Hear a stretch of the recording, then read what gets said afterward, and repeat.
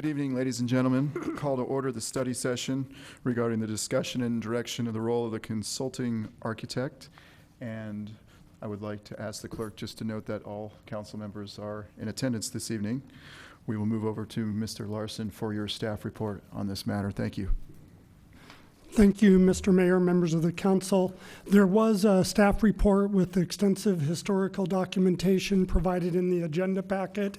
And then in today's desk item, I provided the council a copy of the slides that we'll be using for tonight's presentation. Hopefully.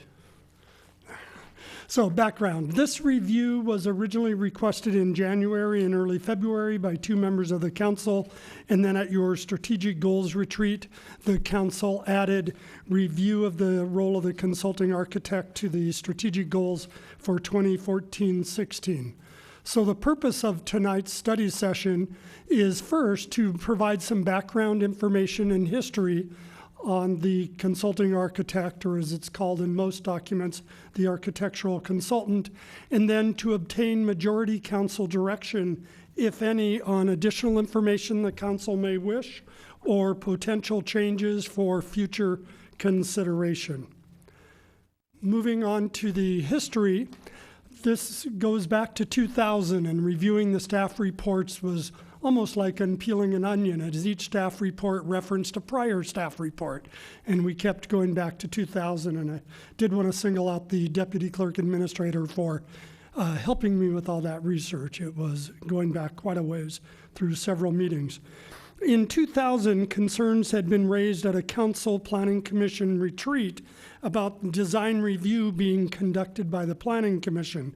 And as noted in multiple staff reports, those concerns really dealt with 2 issues: efficiency, as concerns about efficiency as evidenced by long meetings, backlogged agenda items, and the same item coming back repeatedly for rehearings, as well as effectiveness, the lack of professional design and architectural input and response. So following actually 2 Council Planning Commission study sessions, the council launched a pilot in 2002, and then later that year evaluated the pilot after roughly 6 months of operations and identified that there had been positive feedback on the pilot from applicants, residents, and the Planning Commission. It allowed the Planning Commission to refocus its time and efforts on broader policy issues, and it eliminated the backlog that existed at that time. And since then, per council direction, the architectural consultant has been used ever since. Back in 2002, the council also adopted a resolution 2002-25, which is provided as the first page as attachment 4. And that was a unanimously adopted resolution that specified the process. And there were 3 warehouses that I think re-articulated the reasons for the council's action. It was to streamline the planning process, to improve customer service, and to achieve architectural excellence. What the resolution actually called for was that the town would engage an architectural consultant to review plans, and the recommendations of the consultant would be included in the staff report, and revised plans by the applicant would incorporate recommendations if needed or possible due to the complexity of those recommendations. Second, that resolution specified that the Planning Commission must make findings to modify the consulting architect's recommendations, and those findings would have to be based on either erroneous information, mistakes of facts, or compelling evidence of privacy or neighborhood impact as identified during the public hearing before the Planning Commission. There were 2 other clauses to that resolution, one that called for the Planning Commission to respect the professional expertise of the architect, and last, that the Planning Commission would avoid continuing projects for submission of revised plans. So that was the council direction back in 2002 that is subject to your review tonight. The architect, the consulting architect, serves as an extension of staff, as has been identified in multiple staff reports to the council, and serves under the direction of the Community Development Director. There's been 2 competitive purchasing processes to identify the consulting architect, one in 2001 taken to council in 2002, and another in 2011 taken to council in 2012. In both those competitive processes, Larry Cannon was chosen as the primary architectural consultant, with Mark Shrebnick as the secondary in the first round, and the RMM Design Group as the secondary in the most recent round. I should point out, as identified in the staff report, that applicants pay the costs of the architectural review in all cases except for town projects. In the most recent example, where the architectural consultant was used on a town project, was for the design criteria and standards for the AHAs that the council approved last year. Previously, the largest project that the consultant worked on for the town was the residential design guidelines. Two primary issues have been raised to staff by council members regarding the prior use and direction for an architectural consultant. One was regarding the public review of design alternatives. Several points that staff would note: all designs are part of the project file until acted upon. The Planning Commission receives the letter from the architectural consultant with the recommended changes and any final plans submitted by the applicant. Applicants may submit preferred alternatives or changes to the Planning Commission, as the public has as well.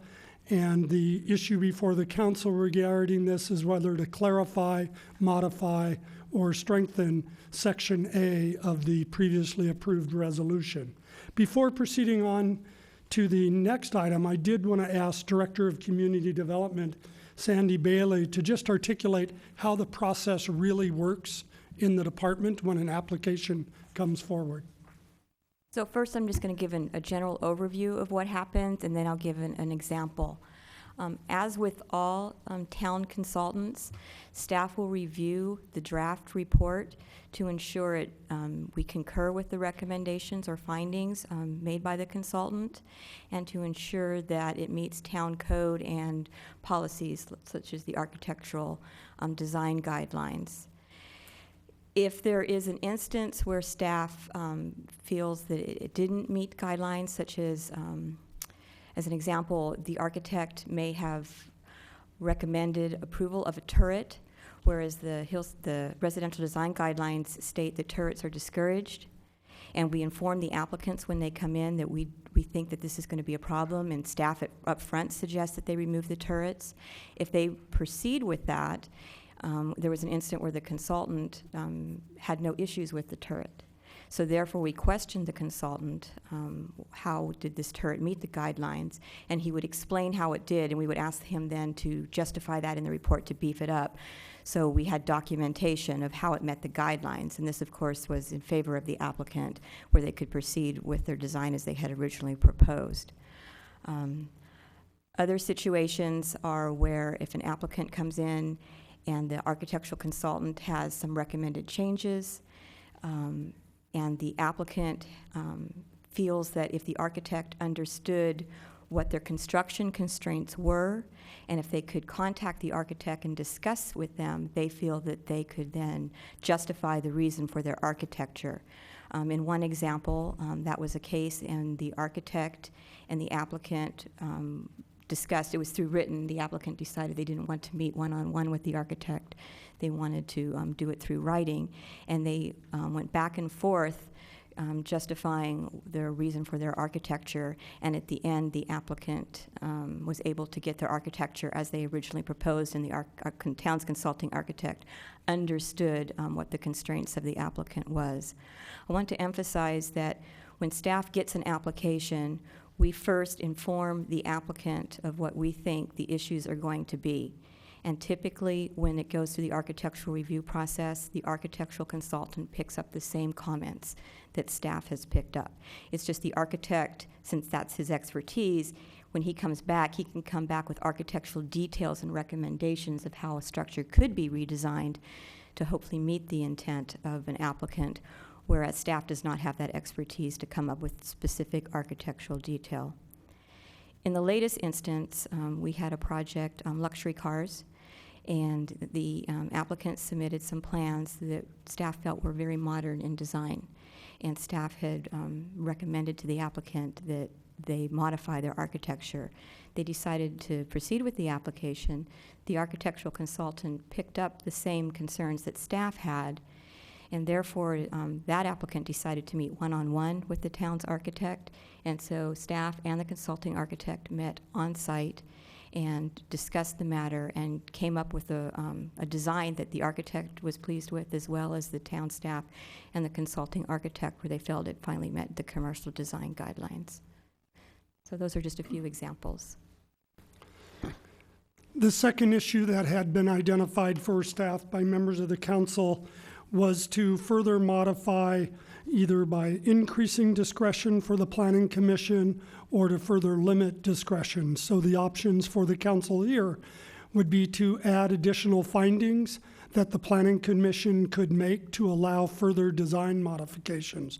There have been instances where the planning commission has modified the consulting architect's recommendations, making findings as called for in Resolution 2025.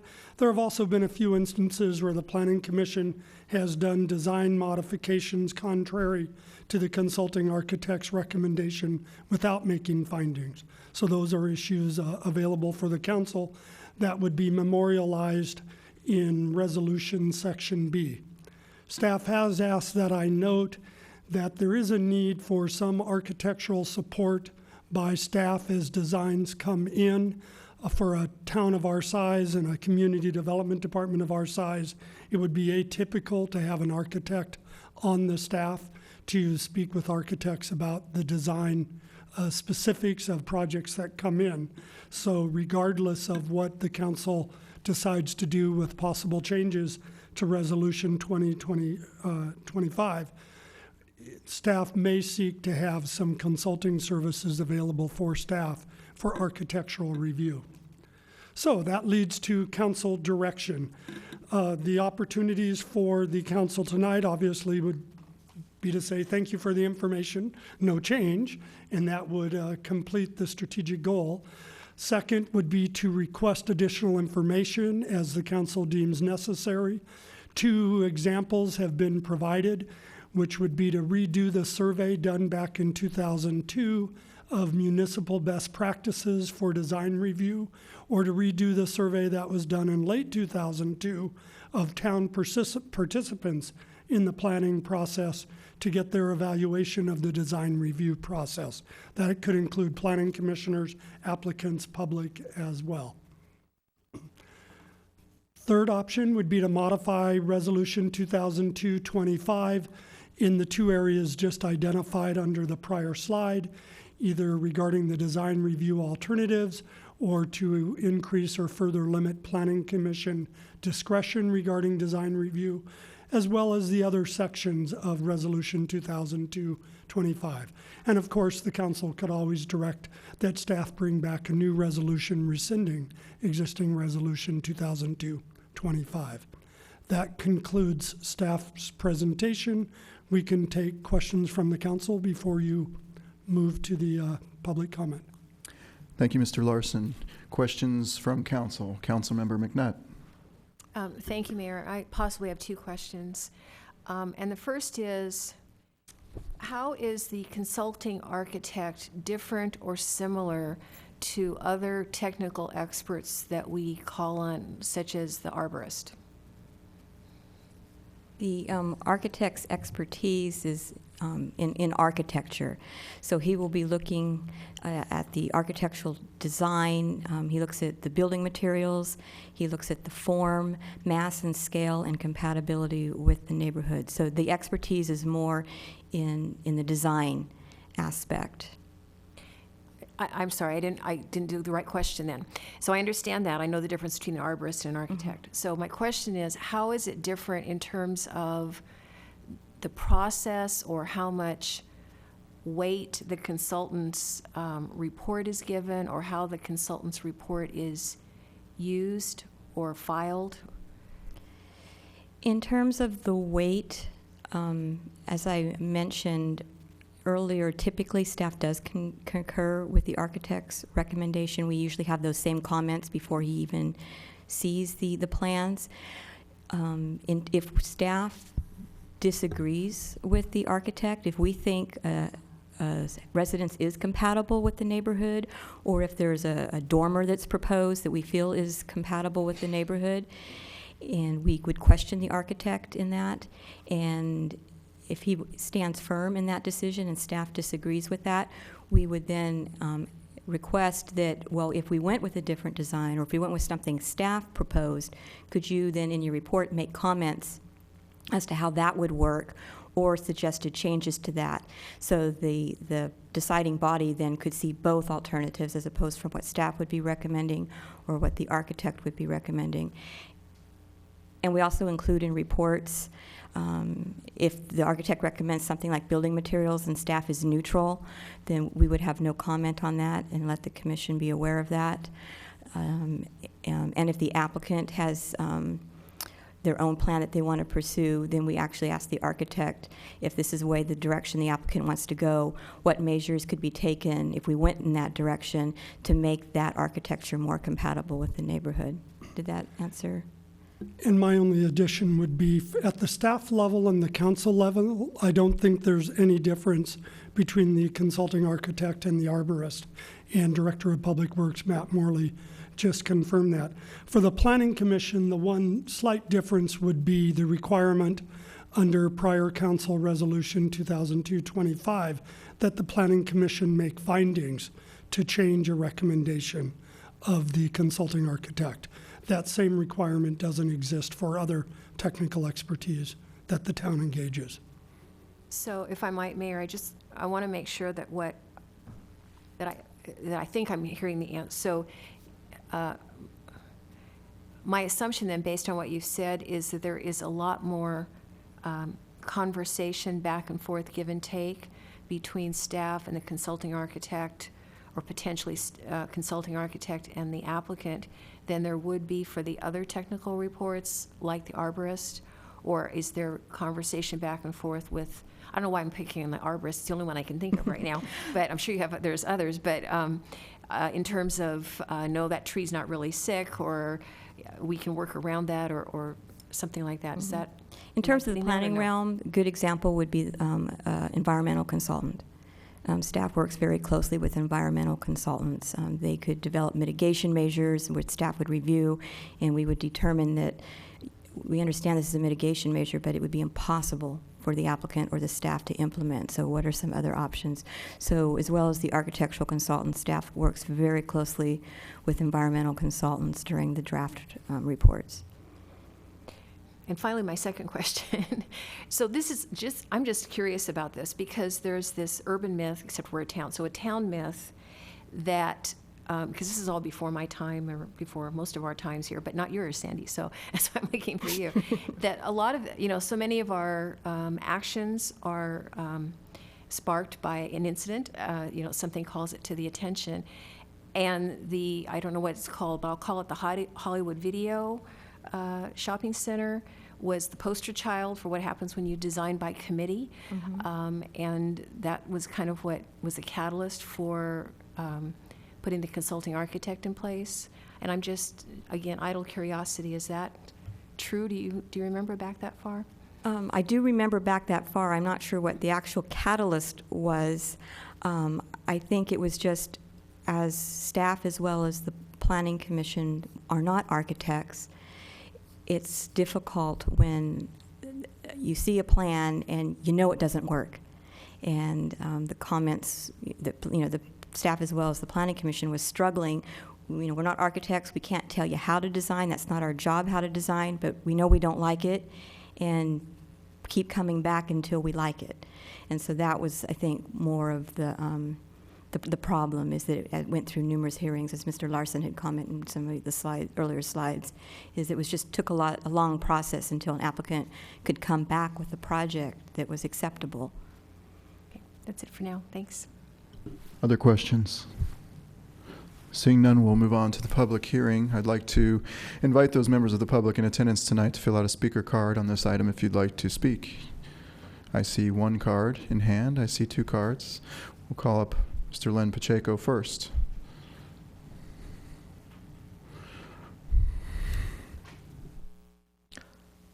Thank you. Len Pacheco, Hernandez Avenue. Tonight I'm speaking as a member of the Historic Preservation Committee. As you know, I've also been on the Planning Commission, and I was around when the original proposal for bringing an architect aboard was considered. But tonight I'll address the Historic Preservation Committee concerns. As a member of the Historic Preservation Committee, I would like to express my concern regarding the use of the consulting architect for design review of historic properties when they come before the town for change.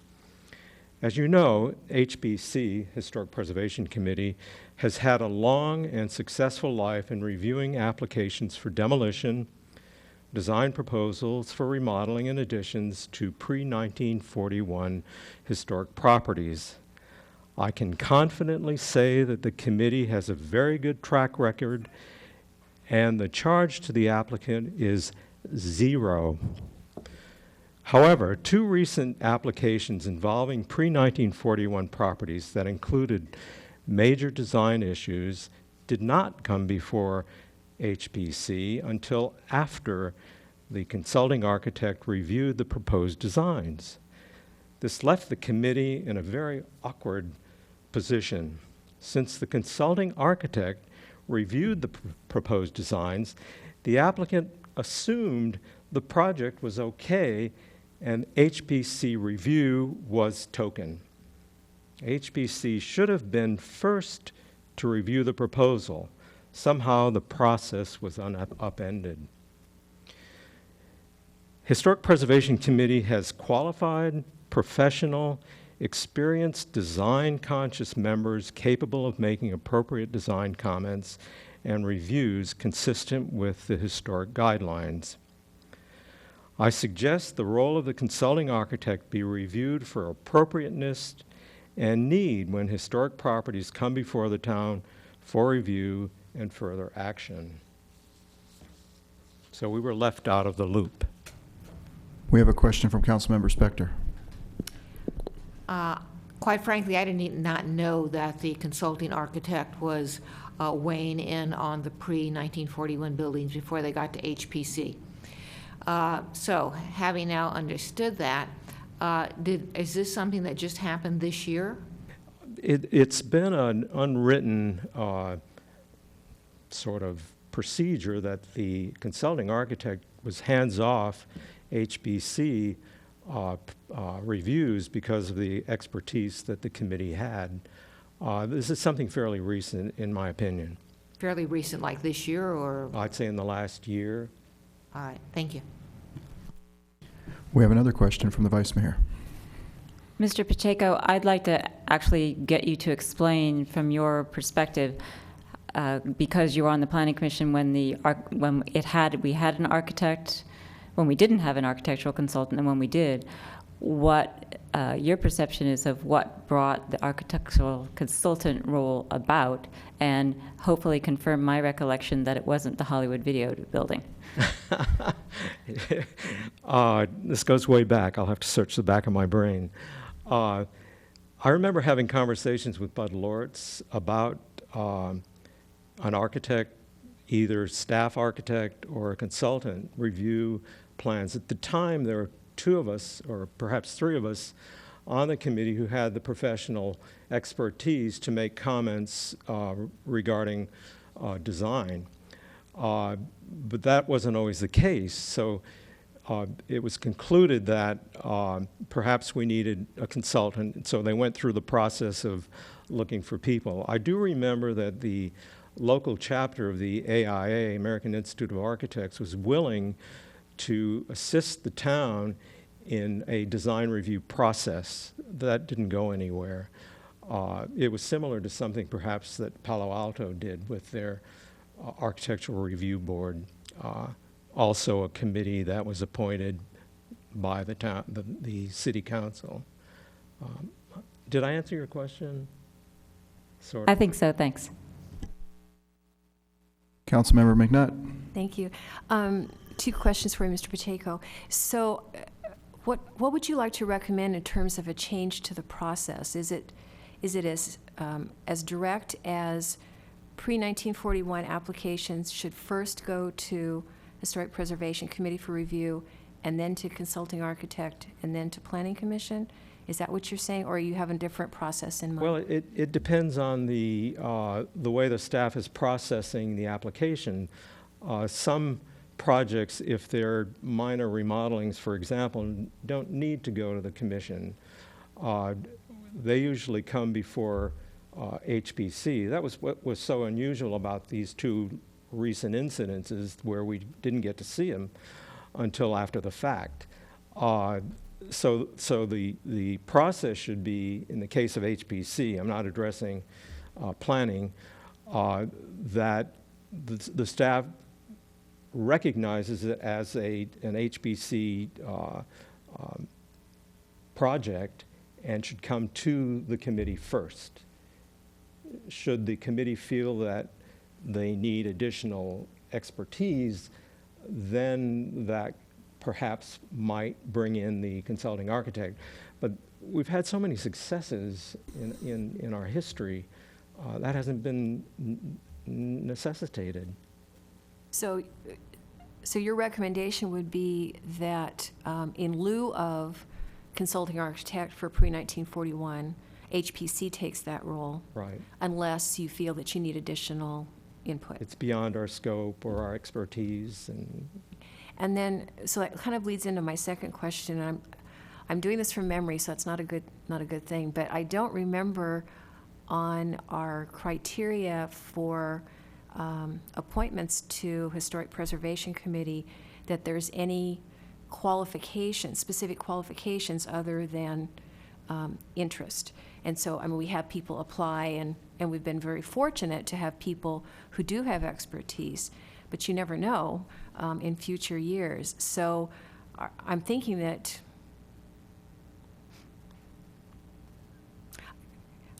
maybe you're thinking, and maybe I'm thinking that too, that we need to maybe have some qualifications worked in so that in future appointments, if we change the process where Historic Preservation Committee is in lieu of consulting architect, that we can ensure that future members have that same level of expertise that you have there now.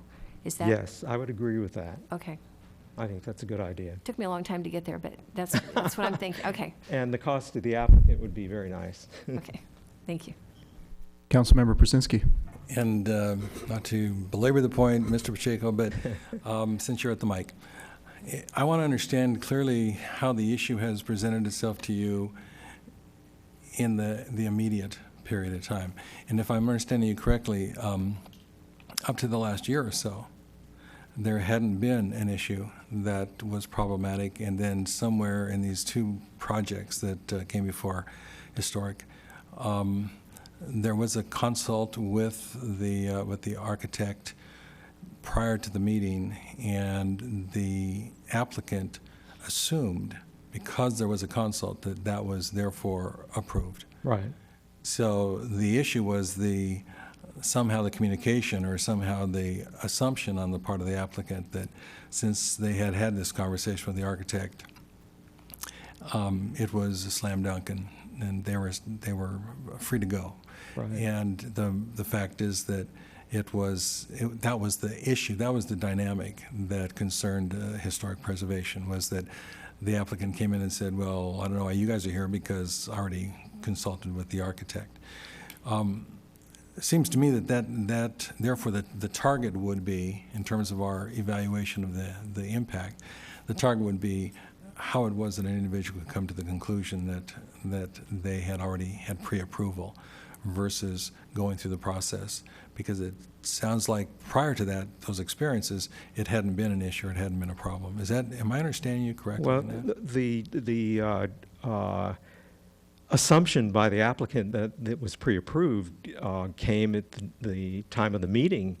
The applicant said, well, you've had the consulting architect review this and he's okay with it. Basically, why am I here? Because your house is pre-1941. And I guess that's exactly what I'm assuming you're saying, is that it was the assumption on the part of the applicant. Correct. Yeah, it doesn't necessarily, by its nature, therefore say that the process was wrong. It just said that somehow this guy, or whoever it is, came to that conclusion and then put the historic preservation folks in a kind of a very difficult position because they were being told, I'm here, but this is pro forma, and, why do I have to do it? I think the loophole was perhaps when the application came in, it rose to the level of, it was pre-1941, it should have gone to historic, and somehow it didn't until it had gone through this major design review by the consulting architect, and there we were, There went another historic house. Well, Mr. Larson, you had a comment? I did want to read the section from the town code. It provides some general guidance for appointment of the public members to the Historic Preservation Committee, not explicit slotting of individuals. So just as a refresher, there's 5 members of the HPC. 2 of them are planning commissioners, and 3 are public members. And it says, quote, "The committee is composed of professional and lay members with demonstrated interest, competence, or knowledge in historic preservation. Committee members shall be appointed from among the disciplines of architecture, history, architectural history, planning, archaeology, or other historic preservation-related disciplines, such as urban planning, American studies, American civilization, cultural geography, or cultural anthropology, to the extent that such professionals are available in the community." And also, following council questions of Mr. Pacheco, I believe Director Bailey would like to respond to the historic cases brought up. Please. Okay, first of all, and to follow up on Mr. Larson's comments about the qualification, the town is a certified local government, and so that the qualifications is a requirement of the state as well. So that is where those requirements came from. And in following up on Mr. Pacheco's comments, he is absolutely correct. The Historic Preservation Committee is amazing at what they do, and they have a huge success rate of helping applicants design wonderful homes. We actually, people don't always like going through the process, but once they get through the process, we've gotten numerous compliments that they're really glad they had the comments from the Historic Preservation Committee. The instances that Mr. Pacheco is talking about, that was staff's error, and unfortunately, it wasn't until the applicants went through almost the entire process that it came to the planning department's attention that it actually was a pre-1941 home, and therefore should have went to the Historic Preservation Committee first. When we had the architectural consultant hired, he actually met with the Historic Preservation Committee, and they had a joint discussion on the process. And the direction from the architectural consultant is he wants to hear from them first because he fully relied on what their comments were. And I'm not aware of any changes after it goes through the Historic Preservation Committee once it gets through the architectural consultant. If there are changes, they're pretty minor, but he concurs that the Historic Preservation Committee is doing a fantastic job. So that was staff's error in that, unfortunately. Thank you, Ms. Bailey. Vice Mayor? This may be either for Mr. Pacheco or Ms. Bailey, but you sort of answered my follow-up. And I agree the Historic Preservation Committee does a fabulous job, and they're highly qualified. The incidents that Mr. Pacheco brought up, I'm just wondering, had they actually gotten approved by staff such that they were coming into Historic Preservation Committee for something other than a design review? They were going through an architectural and site review process. The architect wasn't aware it was a historic structure, and so therefore there was different review guidelines that he was using, and so it was getting ready to have notices being sent out to the neighbors when it was discovered that it needed to go through an extra process. Continue, please. Just to follow up with Mr. Pacheco, in those instances, did the Historic Preservation Committee see any original design, or did you feel like you had any discretion once it finally came to you to do something other than what the consultant had put before you? In one instance, I had to recuse myself. I was within the 500-foot radius of the project.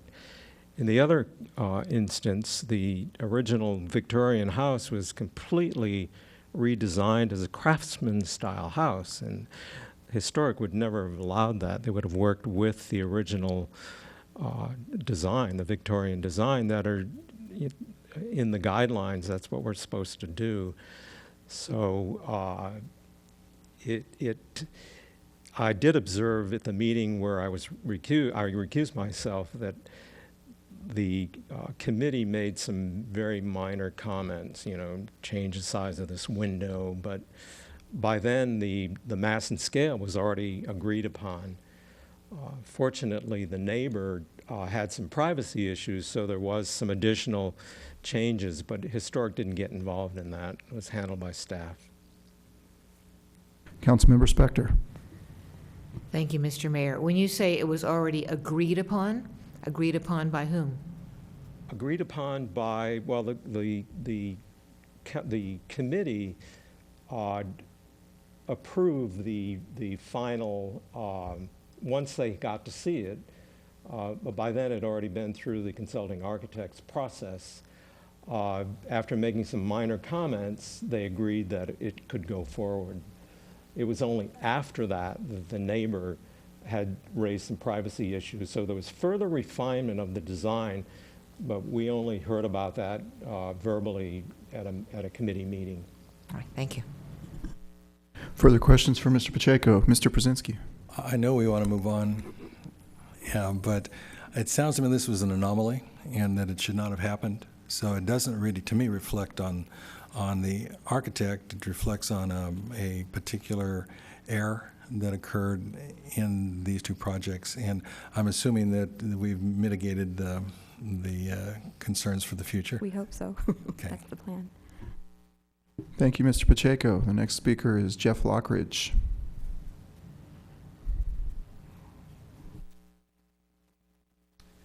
Jeff Lockridge, 109 Paseo Calora. I have to admit that I'm not on the Historic Committee, and I actually haven't sent any projects through recently, but I do think that of the projects that I've seen go through, there has been some kinds of confusion between when a project comes in, and if it goes to Historic Committee, and then it comes to the architect, and somewhere along the way, there was one project that came in and said demolition was either not okay or was okay, and there was a confusion about the demolition of the building, and I don't know whether the building actually got demolished or not, but it was a pre-1941 house that they were talking about. And it seems like there should be a process in place that isn't deviated from, whether it goes to Historic Committee or not. But I did notice that the process should be called out, stated, and strictly, not just the pre-1941 homes, but any project. It should go through the same process, or at least components of that would be appropriate. And it seems like the current council has expressed concerns about whether or not the responsibility and authority of the consulting architect has maybe stepped beyond what the idea was. Because it seems like the applicants who are residents, they come in here and they have a preconceived idea about what their project is going to be like because of what staff has told them or what the consulting architect has told them. And they seem very disappointed when they get to this stage and it gets shot down or it gets pushed back to Planning Commission. So it seems like the resolution, the current resolution, the 2002-25, at least should be modified, if not rescinded, so you can eliminate that confusion. Thank you, Mr. Lockridge. Next speaker is Lee Quintana.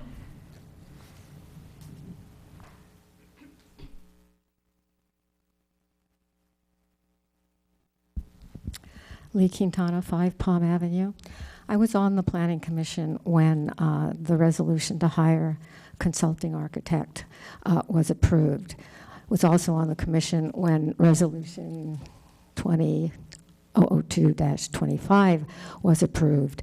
And I remember distinctly that there was discussion at the Planning Commission regarding the wording about public testimony versus public hearing, and because the findings that were listed are very, if taken to mean only public testimony, and the other two findings, which are error and misrepresentation, would be very difficult to overturn. And it was determined that it actually meant the whole of the public hearing, which includes testimony by the Planning Commission itself. I think that my recommendations would be to rescind the resolution, that it is too restrictive on the Planning Commission's ability to use the consulting architect as a consultant, not as a determining factor of the decision. I think one of the issues that comes up is that in many cases, projects are referred to the Planning Commission because they have the highest FAR, or they exceed the FAR, or they have the highest square footage in the neighborhood, but they come to the Planning Commission with a statement in the staff report saying that the staff and the consulting architect have determined that the design or the project is consistent with the neighborhood. However, the whole purpose of assessing an FAR, that it's the largest or the largest house, is to determine that question about whether it is consistent with the neighborhood. So by making that determination before reaching the Planning Commission, it essentially negates anything that the Planning Commission can do, because the determination has actually already been made. Further than that, I did note that when I was on the Planning Commission, never remember seeing the findings coming forward with any particular application, and I think that continues to be the case. It's not on that list of findings and considerations that need to be made. Let's see. The other comment that I wanted to make was I came up with a couple of more projects than Mr. Pacheco did in terms of issues with how it reached the Historic Preservation Committee determinations without historic reports for important projects. And lastly... Thank you, Lee. Oh, I'm over. I'm sorry. I should say Ms. Quintana. Have to move on to the next speaker. Okay. We have any questions? Seeing none. Next speaker, Eric Morley.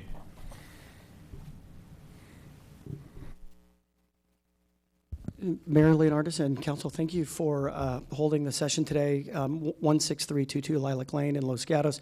I've had the opportunity to go through the consulting architects process, both for our family home, personally and also professionally, through a number of projects in Los Gatos and also throughout the region with other cities who engage in similar processes. What I can say about Larry Cannon is he is extremely tough. He's extremely fair. However, he made several recommendations related to our home that actually improved the design, that cost more money, and that I was happy to do. I'm a very strong proponent of very strong, solid architectural detail and design. What I will say, though, is it's really important that we maintain this resolution, and I participate in Y Guides with my daughter. And depending on the volunteer that's in charge that year, we have different priorities, we have different attitudes, we have different things that we do and we're successful at or not. It's really important that we not have our accountant weigh in on our heart surgery. We wouldn't expect him to do that. It's really important that we have our design professionals that provide design advice to the town and the commission. Without that, we open ourselves up to increase for potential more subjectivity, and the process is already highly subjective, and then also personal bias. And so it's already difficult enough, but I feel very strongly that the consulting architect is of huge value. We don't always disagree. It's very often that there are more stringent requirements. I strongly support that, not on my own home and other projects in town, but also for other applications. I think that's critical. But what we want to avoid is, depending on which volunteers or council members are sitting on the dais, I don't have an architectural degree. I hire a professional that does that. And I don't believe that our current commission and council have that design expertise. And although tons of experience, I strongly recommend that. We're fortunate to have Len on the Historic Preservation Commission, but we don't know that he'll always be there. And so it's important to have consistency and reliability for homeowners and applicants because of the extensive costs and time that it takes for multiple revisions that we've seen in the past prior to the consulting architect coming on board. Thank you. Thank you. That is the last speaker card I have. I'm going to close the public comment hearing and then move on to council for discussion. Councilmember McNutt. Thank you, Mayor. I actually had another question. So recently we had a office building proposed on Los Gatos Boulevard that swirled through the system 2 or 3 times. And when it was at Planning Commission the first time, I think it was, the Planning Commission recommended changing the roof material and adding balcony. And I'm trying to remember from reading the transcript, is that the kind of thing that if you followed the rule of the resolution, that it should have had findings to support those recommendations? Or maybe it did and I just didn't pay attention. For building materials and some architectural type changes, that really has not gone through any types of findings through the Planning Commission. More the finding that's made, and it's not an official finding because, as I think it was Ms. Quintana noted, that it's not actually listed as findings in the staff report. It would be more of the compatibility issue with the neighborhood. That was one of the findings, and that seems to be the most common one that the Planning Commission makes. But in terms of building materials and architectural elements, no. So now I'm more confused now. So if we're saying that the PC needs to make findings to modify the recommendations of the consulting architect, what would those, can you give me some examples of what? Well, if the architect made a specific finding, like let's say he said it had to have that balcony or it had to have this dormer, that would actually be a specific recommendation. But if it was just part of the architecture and wasn't actually called out as a detail, that has been able to be interpreted just to be kind of like a minor change in terms of the plan. So they have freedom to do that. Okay. Vice Mayor. Mr. Mayor, with your permission, I would ask to be able to use the overhead projector and ask that one of the clerks turn it on so I can use it. And I actually have parts of the staff report for the very project that Councilwoman McNutt is talking about. And rather than copy it for everybody, I thought it would be easier to just put it up. Go ahead. And while they're getting that ready for me, well, I can talk about it from here. I could talk about it from there. No, if it's okay, I'll just talk about it from there. Sure.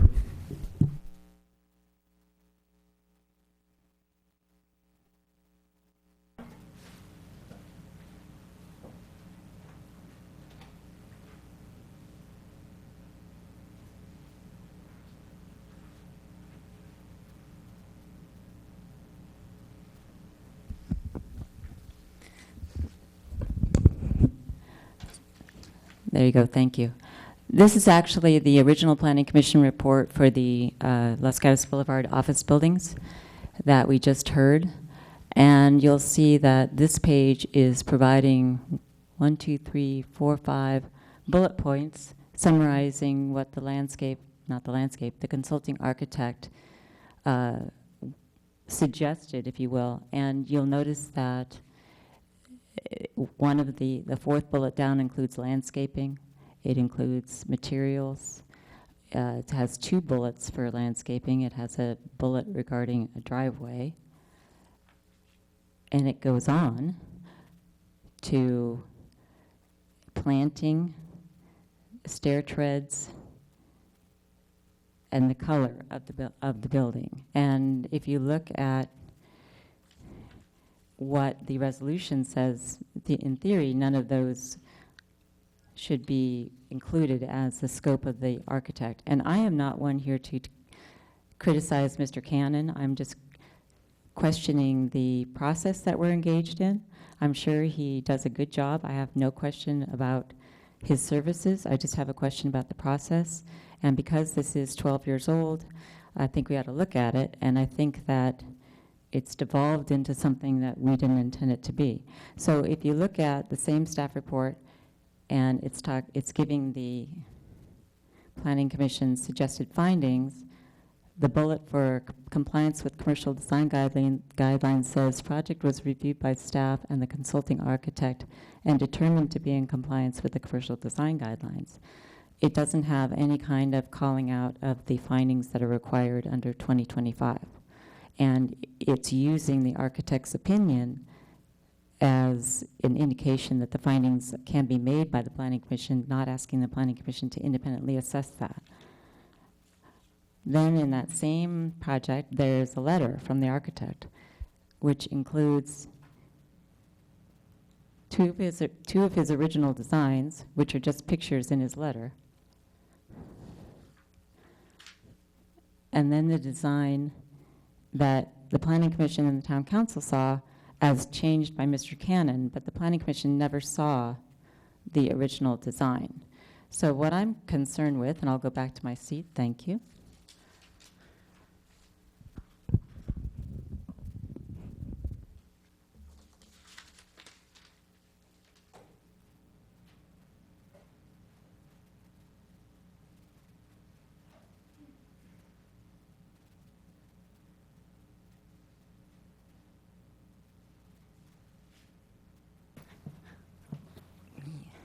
So my concern is that something that started out as a good idea to address a particular problem in 2000, which was Planning Commission meetings were going late. I was on the Planning Commission. The projects were getting sent back for redesign, has changed into something that's no longer, I think, serving us as well as it could. What we have in our existing policy are a series of requirements. Well, one of the goals that's expressed in the policy is streamlining the process.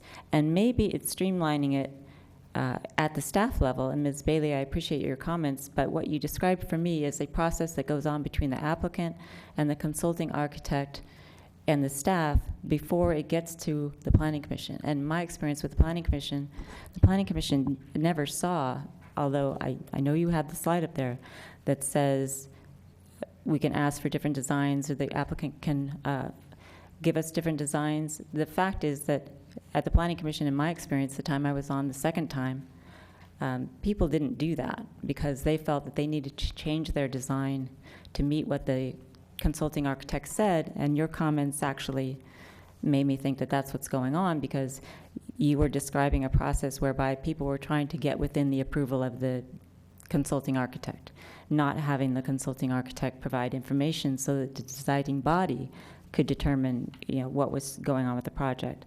And then if I look at the A, B, C, well, if the findings that are required under B, that the Planning Commission can only reject the consulting architect's recommendations, and by the way, A requires the Planning Commission to get plans that have been revised.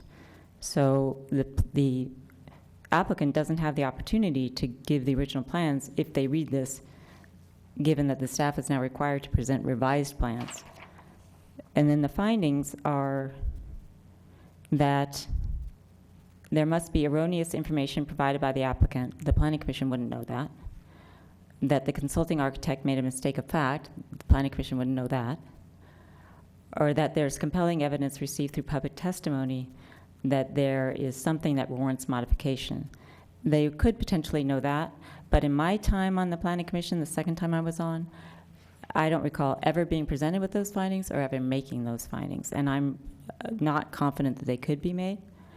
And then in D, there's an indication that the Planning Commission should basically not send it back for redesign.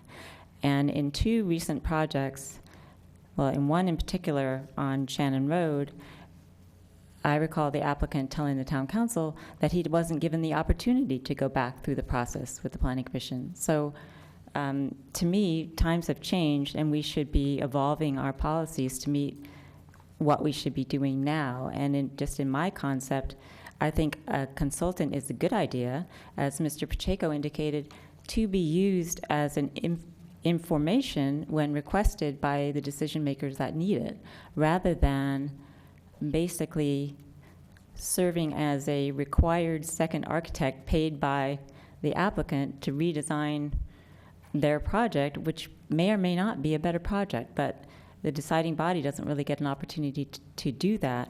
And I think it's okay that the deciding body isn't all architects, because what we're doing is getting representatives of the town to study and review what they have before them based on their expertise and their review of the guidelines.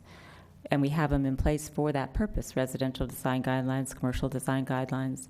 And then what we do get, as Mr. Lockridge pointed out, is the applicant that says, the town consulting architect said it was fine, ergo it's fine, and no one should be questioning it. So that's my concern. That's why I brought it up. And so what I would be looking for, I hope, is at least some major revision to make this more a discretionary process where, like the arborist, it really is an informational item. So Mr. Larson said that the slight difference between an arborist and the town architect was the requirement for findings. That's a huge difference, because everyone can decide whether they're going to cut the tree down, and there's no findings that have to be made. With the architect, it's entirely different. There's a presumption of validity for the style changes that the architect makes. And I think that we have the deciding body in place to exercise their discretion to use the information that they have and do that. So perhaps, having the consulting architect available to answer questions about siting, or can you really move it back off the street more? Can you do things that we've actually been looking at versus, your landscaping or your plant material or whatever. And I think our planning commission has done a really good job of not designing from the dais, and that's, I think, where this came from. It didn't come from the dome, which was argued strongly for by an expert architect who'd appeared in front of the Planning Commission many times and said why it integrated with the Cornerstone Shopping Center across the street. So there should be an opportunity to ask questions, but there shouldn't be something that's presented as basically a redesign that's the imprimatur of the town. So I'm not questioning staff's actions. I'm not questioning Mr. Cannon's actions. What I'm questioning is that this process may not be the process that we should use going forward. And Mr. Mayor, I certainly hope I didn't say it was a slight difference. I was trying to highlight that the difference between the arborist and the consulting architect is that the Planning Commission's discretion is limited under existing council direction. And if I stated that was a slight difference, certainly not what I meant by highlighting the issue. Thank you, Mr. Larson. We have Councilmember Spector wants to ask a question, but before she does, it's 6:43. Our meeting is over at 6:45 technically. So I have a feeling this will be continued, but please go ahead with your question. Thank you, Mr. Mayor. However, it is not a question. First of all, I'm very glad this has come before us. And the reason that I thought it should come before us is because within the recent past, I've spoken with, I think, 2 applicants who have stated that it was their impression that their project was approved, that it was okay, and one of the reasons was the input that they received from the town's architect, who told them that the architect thought it was fine. So in their mind, they translated that to an approval of their project. The other thing, the reason I'm glad it's before us, is because I would never have had a chance to see Resolution 2002-25 without it. I had no idea that we had a resolution that creates a presumption of accuracy on the architect's point, perspective, not only does it create a presumption of validity, has a high burden to overcome that presumption. And so I know that I have probably 30 seconds left, and so what I would like to see done is I would like that presumption eliminated, to see Resolution 2002-25 revised or replaced. I do think it's good to have an architect to give input, but not to the extent and with the authority that currently exists. Thank you, Councilmember Spector. So at this point in time, Mr. Brzezinski? Yes. I don't want to lose the discussion. We spent the entire hour on this thing, and now we're going to come back at it, and we need to. I think it's a matter of communication. I think it's a matter of reinforcing the status of the Historic Preservation Commission and the Planning Commission in their appropriate roles. I've kind of had the impression that we've had some pretty good architecture for the last 10, 12 years. And I think it's very significant that we do have a consultant on board, but if we've got a miscommunication or a presumption of authority that doesn't exist, then that's where we need to attack it. I also think that it would be very, very interesting to hear how we would look at those findings and either eliminate them entirely or make revisions to the findings so that what we're actually doing is reflecting what we do in practice. And I think in practice, the Planning Commission has very judiciously approved and made modifications when the Planning Commission felt it appropriate, and that they weren't cowed by the direction of the architect. But I do think the architect's recommendations have been fairly significant, and we've seen good products that have been the result. So that would be my thoughts as we move forward.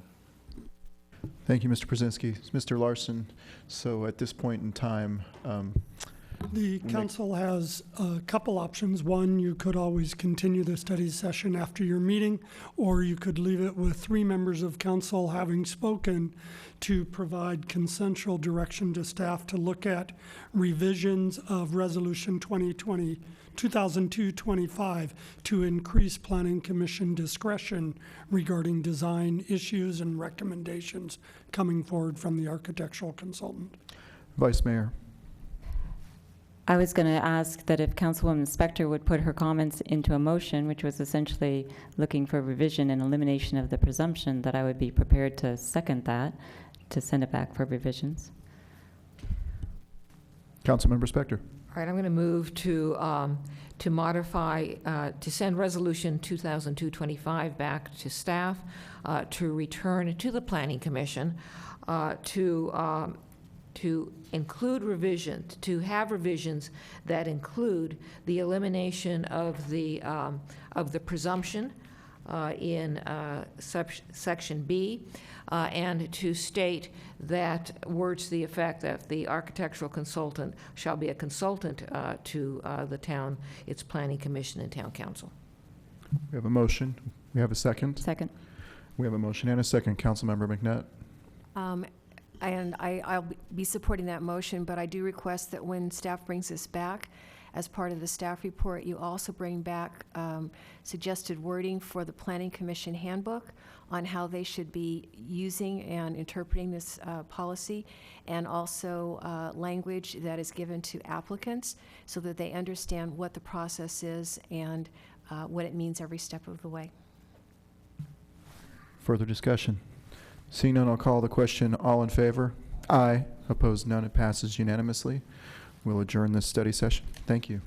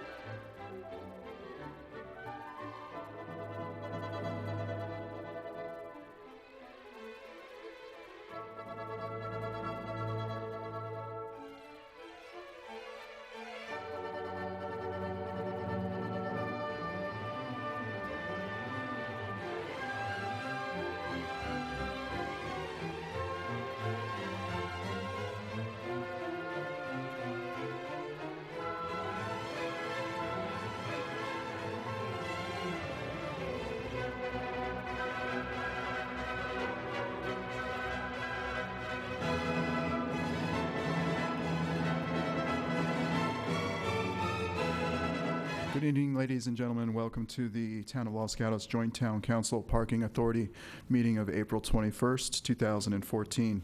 At this time, I'd like to invite those in attendance this evening to silence your cell phones and other communication devices. And clerk, will you please call the roll for us? Thank you and good evening. Councilmember Diane McNutt.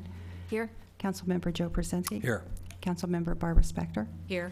Vice Mayor Marcia Jensen. Here. Mayor and Chair Steve Leonardis. Here.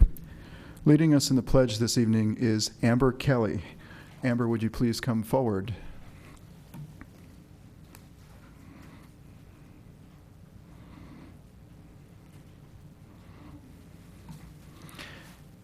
Amber is a 7th grader at Fisher Middle School. Her favorite subjects are English and art. Amber volunteers with the Shooting Stars and the Challenger youth programs.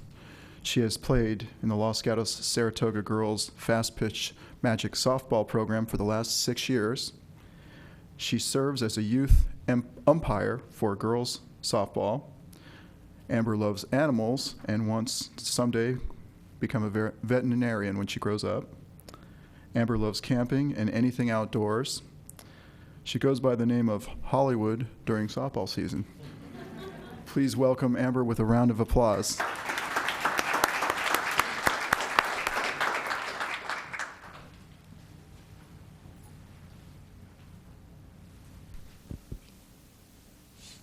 I pledge allegiance to the flag of the United States of America and to the republic for which it stands, one nation, under God, indivisible, with liberty and justice for all.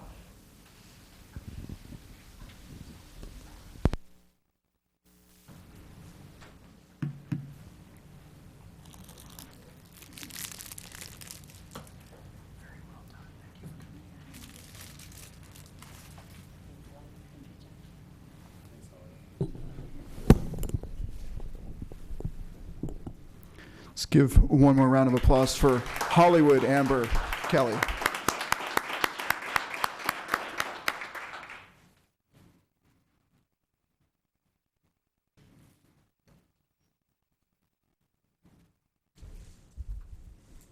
At this time, I'd like to invite Mr. Nick Larson to the podium. He is our chair of our Parks Commission for an Arbor Day presentation.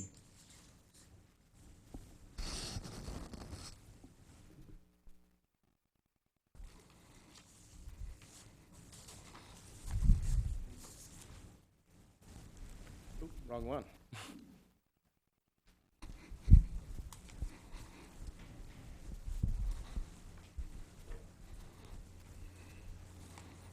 How are you, Nick? Doing well, thank you.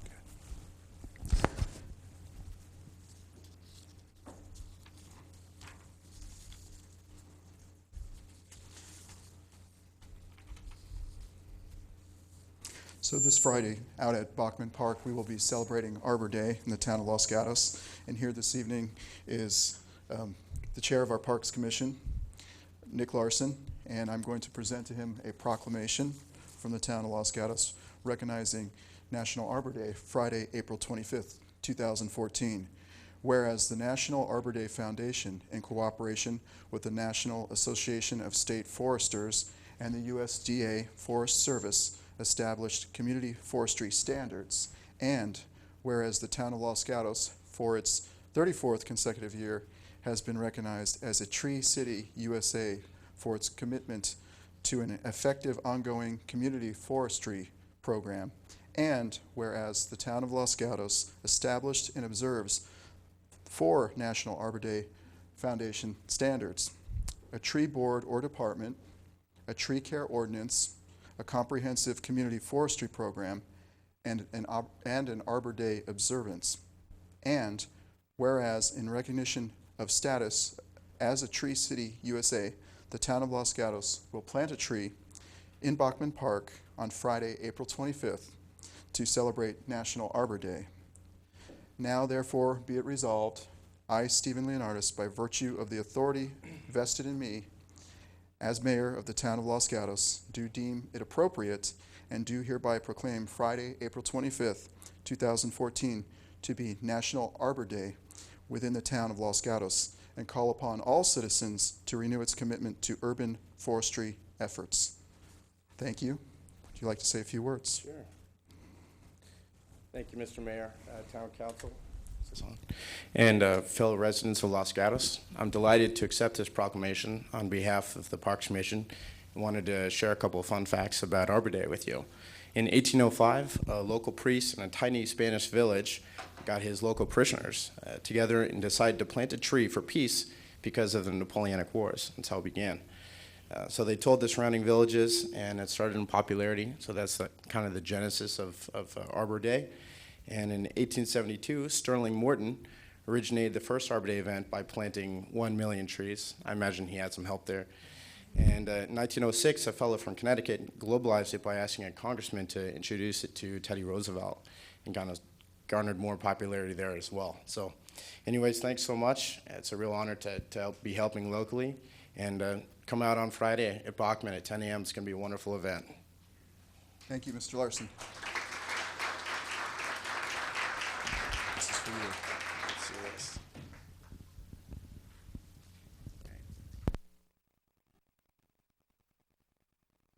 Thanks so much. Thank you.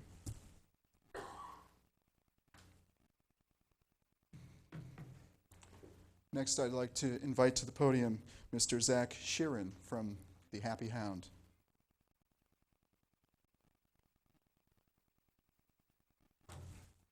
Welcome, Mr. Sheeran. Thank you. Mr. Sheeran is here on behalf of the Happy Hound in Los Gatos, and every month in Los Gatos, we are doing something called Small Business Big Applause. We are recognizing those businesses who have been in Los Gatos through thick and thin. They stood the test of time, and they are loved by our residents, and they serve our community well. I'm going to share with you a few interesting facts about Happy Hound, and we will present the proclamation to you. Happy Hound was started in 1968 by Dorothy Dressler in Danville by the current owner's mom, or by Dorothy Dressler, the current owner, Dan Dressler's mom. Happy Hound moved to Los Gatos in 1971 to its current location, which incidentally used to be an Orange Julius stand. It derived its name Happy Hound from the Elvis song Hound Dog. Happy Hound celebrated its 40th anniversary in Los Gatos in 2011 and is one of the oldest continuously operating businesses in Los Gatos. Dan Dressler has worked at the Happy Hound since he was 12 years old. He took over the operations from his father in 1987. On March 4th, 2013, the Happy Hound caught on fire. Everybody I knew was devastated by the news. I received text messages of photos and things, and it was very heartbreaking. And I went over to talk to Dan, and he said he thought briefly about closing the business, hang up his spatula, I call it. But thank goodness, to the delight of Los Gatos and the greater community, he did not do that. He decided to rebuild. And in June of 2013, the Happy Hound came back better than ever. I was over at the police operations building across the street, and I witnessed on the official grand opening day the stream of cars and the parade of people. There was not 1 square inch of that parking lot or grass or anything that was not exposed. So it was a great display of the love that people have for this business in our community. And perhaps more remarkable than Mr. Dressler's being in business for continuously, essentially in the family since 1968 and being in Los Gatos for more than 40 years, is his generosity. During the closure, he continued to pay his employees so they would not face hardship. So even though his business was not operating and earning revenue, he paid them until the reconstruction was complete. So I just want to say thank you for staying in Los Gatos, operating in Los Gatos, choosing Los Gatos. Your business is loved by all. My favorite menu item is the chili cheese ham with onions and a small banana shake. And this proclamation is for you. Thank you for coming in. Thank you very much. If you'd like to say a few words, you can. If not, it's no big deal. So, no pressure. All right. Okay. Thank you very much. Photo. Okay. Thank you. At this time, I would like to invite up Ms. Joanne Talasfor. April is Poetry Month in Los Gatos, and celebrating Poetry Month with us here this evening is Ms. Joanne Talasfor and 3 students from Fisher Middle School. Thank you. Thank you. Mayor, is this on? I don't think, is this on?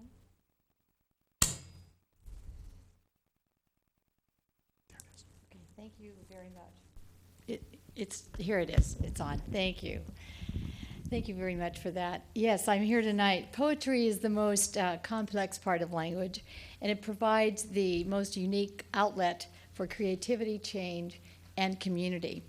It can showcase the struggles of people's lives, the joys and the beauty of everyday life. 4 years ago, April was declared Poetry Month in Los Gatos, and so began Poetry in the Chambers for April. Tonight's poetry will be presented by 3 Fisher Middle School students. They were, and it will further build, by the way, our community connection to each other, most especially to these young people. It's my pleasure as a community arts advocate and a former school arts coordinator to present to you 3 8th grade middle school students who were selected out of a pool of 140 8th grade students. They will read their self-created poems capturing the theme, Where I Am From. It is Ryan Warner and Ratank Tiwari, who are in Mrs. Laundrie's 8th grade class. Catherine Kennedy is from Mrs. Posey's 8th grade class. And I'd also like to acknowledge Fisher English teacher Grace Donatelli Sordo for her continued participation in this poetry in the Chambers program. So with that, I'm going to invite Ryan up to read his poem first.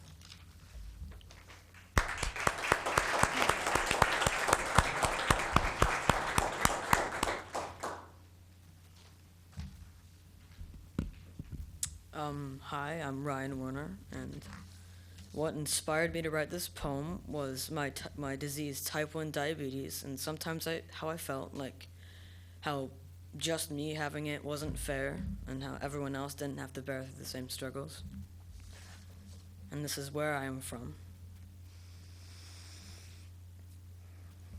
I am from New Mexico to San Jose to Los Gatos. I am from waking up to the smell of cinnamon rolls and going to bed with the smell of insulin. I am from my sister's perfume smelling up the whole house, from my sisters who were always there for help to my sisters who I always wished would melt. I am from carpe diem to infinity love, from hiding in my bedroom to sitting in to running through my backyard. I'm from Nerf fights to airsoft wars, from throwing parties to sitting in solitude. I'm from feeling alienated like no one was the same, to having friends that shared the pain. I'm from being a disappointment like doing poorly in class, like to being a greater disappointment and not living up to expectations. I'm from hiding pictures away in an old wooden cabinet and never letting it out of my sight. I'm from drinking apple juice at daybreak and chewing tablets at nightfall. I'm from playing SE2 to COD and TF2. I'm from my great old friends and my new ones too.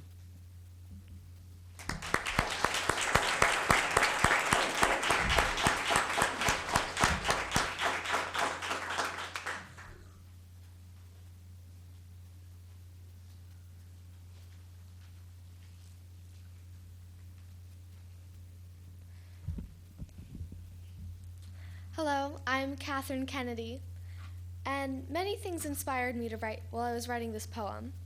I understand how lucky I am to live in this beautiful town, and what a privilege it is to be sharing my poem with all of you. I have lived in Los Gatos all my life, and there are so many memories from each of the houses I have grown up in. In this poem, I was trying to incorporate memories from all the houses and share them with you. This is where I'm from. I am from the great oak that spat acorns on the roof in the autumn sunlight's golden glow. I am from waking up on Littlefield Lane and hearing the sizzle of chocolate chip pancakes my mother always made. From the great room's comforting white couches with pillows who are always there for me, and the humid steam coming out of the dishwasher. I am from the air vent under the shelf in my bedroom where I used to read, and the woven gate around my pool where I was stung by bees. Twice. From daffodils and mourning doves to the big loft with a circular window I can never reach. From the angels above the door and the secret slope in my backyard. I am from Paul and Darla, and a place for everything, and everything in its place. From Grandpa's turkey and watching vultures circle above little brown deer at his Our Way house. I am from red Christmas ribbon on presents and the decorated pine trees I'm allergic to. From a cabin in Tahoe and Willow Street after church, concluded by eucalyptus tree walks down Marchmont. Watching old Disney movies and the very old Nutcracker Ballet. I am from the persimmon tree in the backyard and summer lemonade with peanut butter cookies. From a strong love for animals, from standard poodles to stray cats to fish. From when my grandfather died and my sister and father decided to jump in the pool when it was 40 degrees.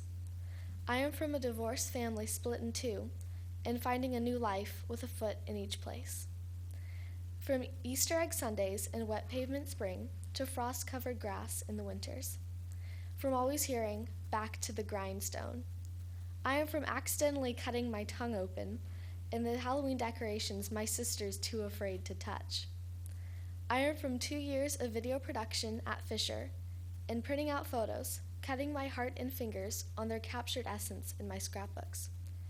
I am who I am because of these moments, and I will always hold them close to my soul. Thank you.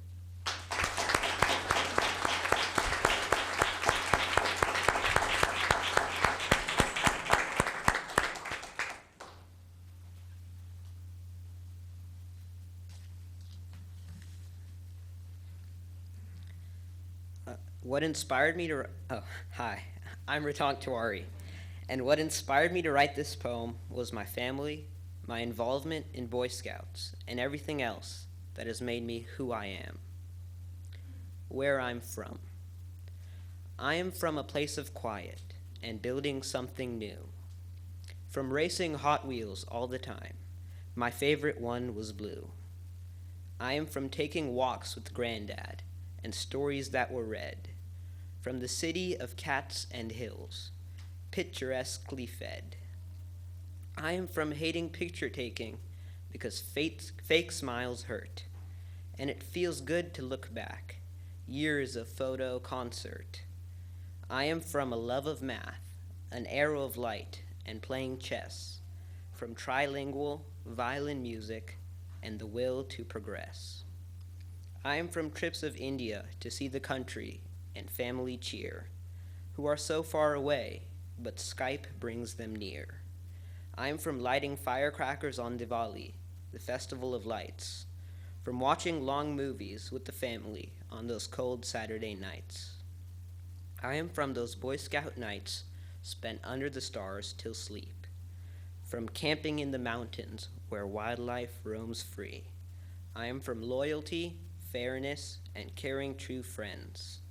When we are together, our limits have no end. I am from a loving and caring family that make me who I am and who I might be. Thank you.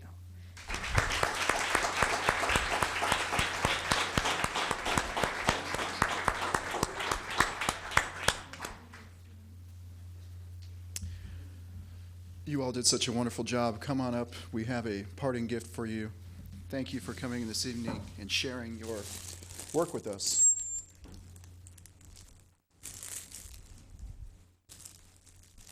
Thank you. This is for you. Good job. Thank you. We'll get a photo. Nice. No, that's good. We can talk on that side. Okay. I like it. All right. Okay. We got that? Everybody a little closer, a little tighter? Well, they go to the side.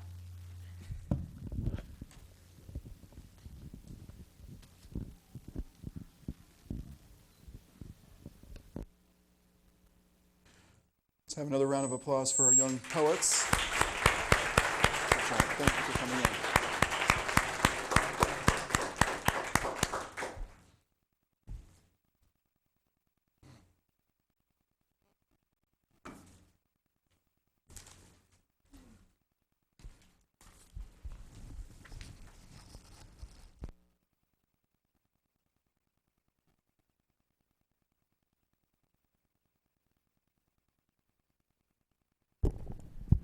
This time I'd like to invite Mr.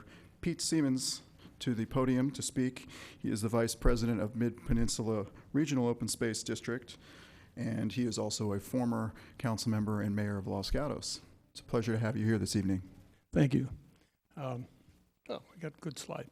I just want to tell you a little bit about Measure AA that's going to be on the ballot in June and why we did it. My name is Pete Siemens. I represent Los Gatos, Saratoga, Monte Sereno, and a little bit of Cupertino on the Mid-Peninsula Board of Directors. I've been on the board since 1992. So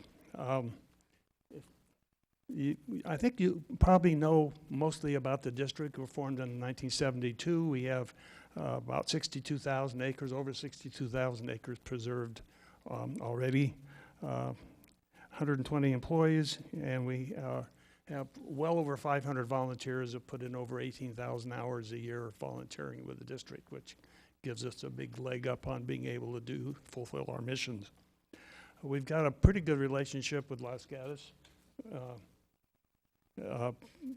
Going back, actually, there was a peak point in around 1980 where a lot of people don't know or have forgotten that the district got together with the town and we bought St. Joseph's Hill on a 50-50 basis. So the town owns half of that, although we maintain it and patrol it. And we also own another about 60 acres of open space easements that help part of the novitiate. So we've got a long-term relationship with the town, all the way down to level of helping town design some of its trails. For the first 40 years, we focused on buying land. And then on our 40th anniversary, we decided, well, maybe it's time to go back to our constituents and find out what people, are we doing the right thing, that they want something different from us. And what people told us, we had over 2,000 interviews, over half those were one-on-one. People said, well, now we own all this land. It's time to get a little bit more access, or a bunch more access, and maybe do some increased work on preservation of the land and recovery of the land, as well as continue to buy land where it's necessary to fill in the puzzle pieces. So with all of that, we elected to, we developed a vision plan, and the people we talked to said what they wanted. Out of the vision planning process, we developed a set of projects, probably well over 50. And the board then worked with the staff to look at the 25 highest priority projects throughout the district, spread throughout the district. We came up with a cost estimates, the best we could tell, about $300 million to do those 25 priority projects throughout the district. So we decided to go on the ballot in June to see if the voters wanted to speed up the process and get access sooner than maybe otherwise might be 100 years from now before we were able to do all that work. And so that's what Measure AA is about. We've got a number of, like I say, a number of projects in this area. I don't know if we have a list. Could I have the next slide to see if, okay, yeah. This is a list of projects, and what I was going to do is give you a handout so you can kind of see. Got enough. It lists all the projects, but up here we've kind of focused a little bit on what's in this general area. We want to get better trails in Lexington area. We want to make some connections to Santa Cruz from Sierra Azul down to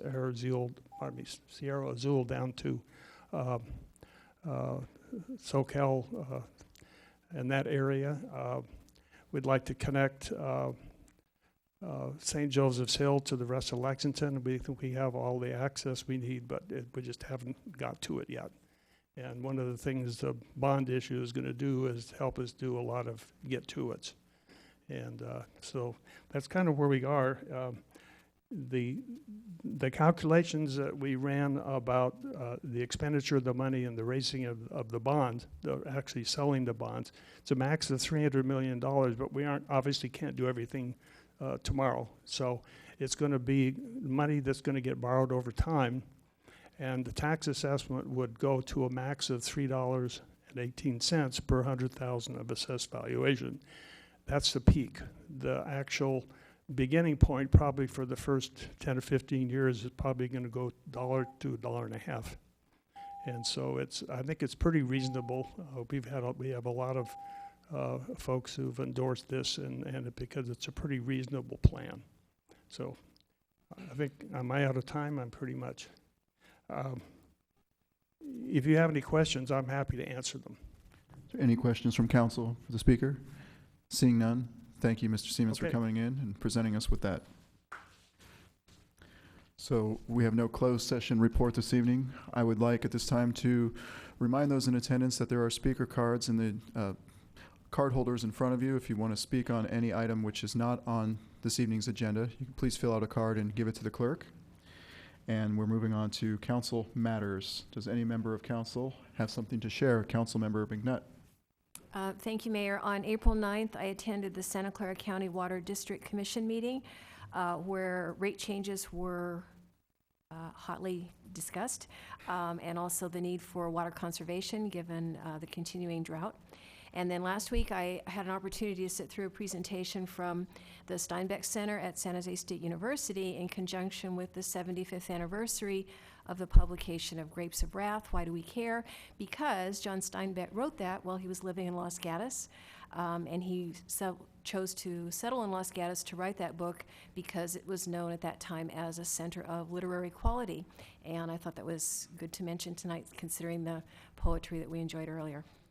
Thank you. Councilmember Spector. Thank you, Mr. Mayor.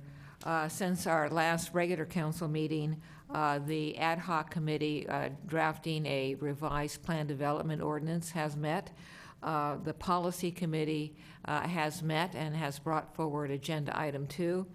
And the housing board has met and will be again this week to work on our contribution to the state's mandated RHNA numbers, housing numbers. Thank you. Councilmember Brzezinski. Thank you, Mr. Mayor. On the 9th of April, the Metropolitan Transportation Commission met, at which time we began to discuss the distribution of funds for those projects in the 9 Bay Area counties that are looking forward to increasing the residential and transportation interface. On Thursday, April 10th, I met with the Cities Association of Santa Clara County Board of Directors, at which time we made recommendations regarding a number of particular legislative proposals, one of which would increase the outreach from the professional community involved with mental health to be monitored more closely by the state to make sure that services are accessible to those who have needs. Then on last Thursday, the 17th, the Valley Transportation Authority Congestion Management Planning Committee met. I chair that, and we began to talk about the upcoming proposals for Route 85, among other issues that are relevant to the town, and we're going to have a presentation tonight from VTA regarding that. And then we went straight from there to Campodebachi for the annual League of California Cities Peninsula Division bocce tournament for Santa Clara and San Mateo counties. And I participated with the mayor, as well as former councilman and current president of the Board of Supervisors, Mike Wasserman, and our own Jackie Rose, and we did not win. That concludes my report. Thank you, Mr. Brzezinski. Nothing from the Vice Mayor. I have several things to cover. On April 8th, I attended a meeting at the Saratoga Community Center about the Quito Bridge Replacement Project. It was an open house. They had a very elaborate display of charts and information available to the public about exactly what is going on with that project. About 3 weeks ago, I was in Washington, D.C. with the Silicon Valley Leadership Group representing Los Gatos on important issues such as transportation funding and immigration reform, among things. On April 9th, I attended the West Valley Sanitation Board of Directors meeting. It was a general business meeting. Last Friday, we met with representatives of the school districts, myself and Mr. Larson from the Los Gatos Saratoga Union High School District, the Los Gatos Elementary Union School District, and the Campbell Union High School District, and we covered important topics such as traffic, school expansions, and parking issues, among things. And coming up on May 16th, we are having the State of Our Town, not the State of the Town, it will be called the State of Our Town, and this will be held at Oak Meadow Park from 4 to 6 p.m. I hope that you all can be in attendance. It will be a community celebration, and it will involve our boards, our commissions, of course, our council members here on the dais, and service clubs and other volunteer partners in our community. Moving on to Mr. Larson for manager matters. Mr. Mayor, members of the council, only one announcement. We are actively recruiting youth commissioners for the next academic year. Those can be any students going to public or private schools in Los Gatos or outside of Los Gatos, but that reside here, who will be entering the 8th through 12th grades. And the commissioners serve not only on the Youth Commission, but also on the Community and Senior Services Commission and the Parks Commission, and pending council action tonight, the Library Board. The application deadline for students who wish to be interviewed for one of the youth commissioner positions is May 9th. Again, we're seeking youth commissioners to apply by May 9th, and we have over 15 vacancies that we need to fill each year, so we're looking for the best and brightest of the next generation to apply. With that, I'd like to roll into the consent calendar, Mr. Mayor. In response to council inquiries, staff has provided 3 desk items on your consent calendar tonight. First is item number 2, which is the adoption of council policies. That was referenced by Councilwoman Spector coming from the Policy Committee. And with council approval of that action, staff will implement those policies in August with a potential change of council meeting nights. Second is item number 5. We provided a desk item regarding the West Valley Clean Water Program, clarifying that the funds that are not spent by the Joint Cities West Valley Clean Water Program are retained by each jurisdiction to provide the local improvements needed to meet the clean water standards. And last is desk item number 8, pertaining to traffic signal and street light maintenance services. 2 council questions responded to in this item. First, our proposed contractor, Siemens, is not responsible for traffic signalization work, simply for maintenance of the infrastructure. However, given recent intersection improvements on both the boulevard as well as at the intersection of Lark and Winchester, staff will be reevaluating the synchronization of those sections of road over the next 6 months. Also, Siemens to date and through June has been providing the support for the downtown tree lights. Staff will be bringing a separate contract forward to identify and engage a more appropriate contractor to maintain the downtown LED lights after June. So with council approval of the consent calendar, all 3 of those desk items would be included in your action unless requested otherwise by council. Thank you, Mr. Larson. So we will move on to our consent calendar. Does any member of council wish to pull a consent item? Seeing none, does any member of the public wish to pull a consent item? Seeing none, we will look to a motion. The Vice Mayor. Move approval of the consent calendar consisting of items 1 through 10 with the incorporation of the desk items just indicated by Mr. Larson. Second. So we have a motion and a second. All in favor? Aye. Opposed? None. Passes unanimously. Now we are moving on to our public comment period. I have 1 speaker card, which is Jeff Lockridge. If you please come forward.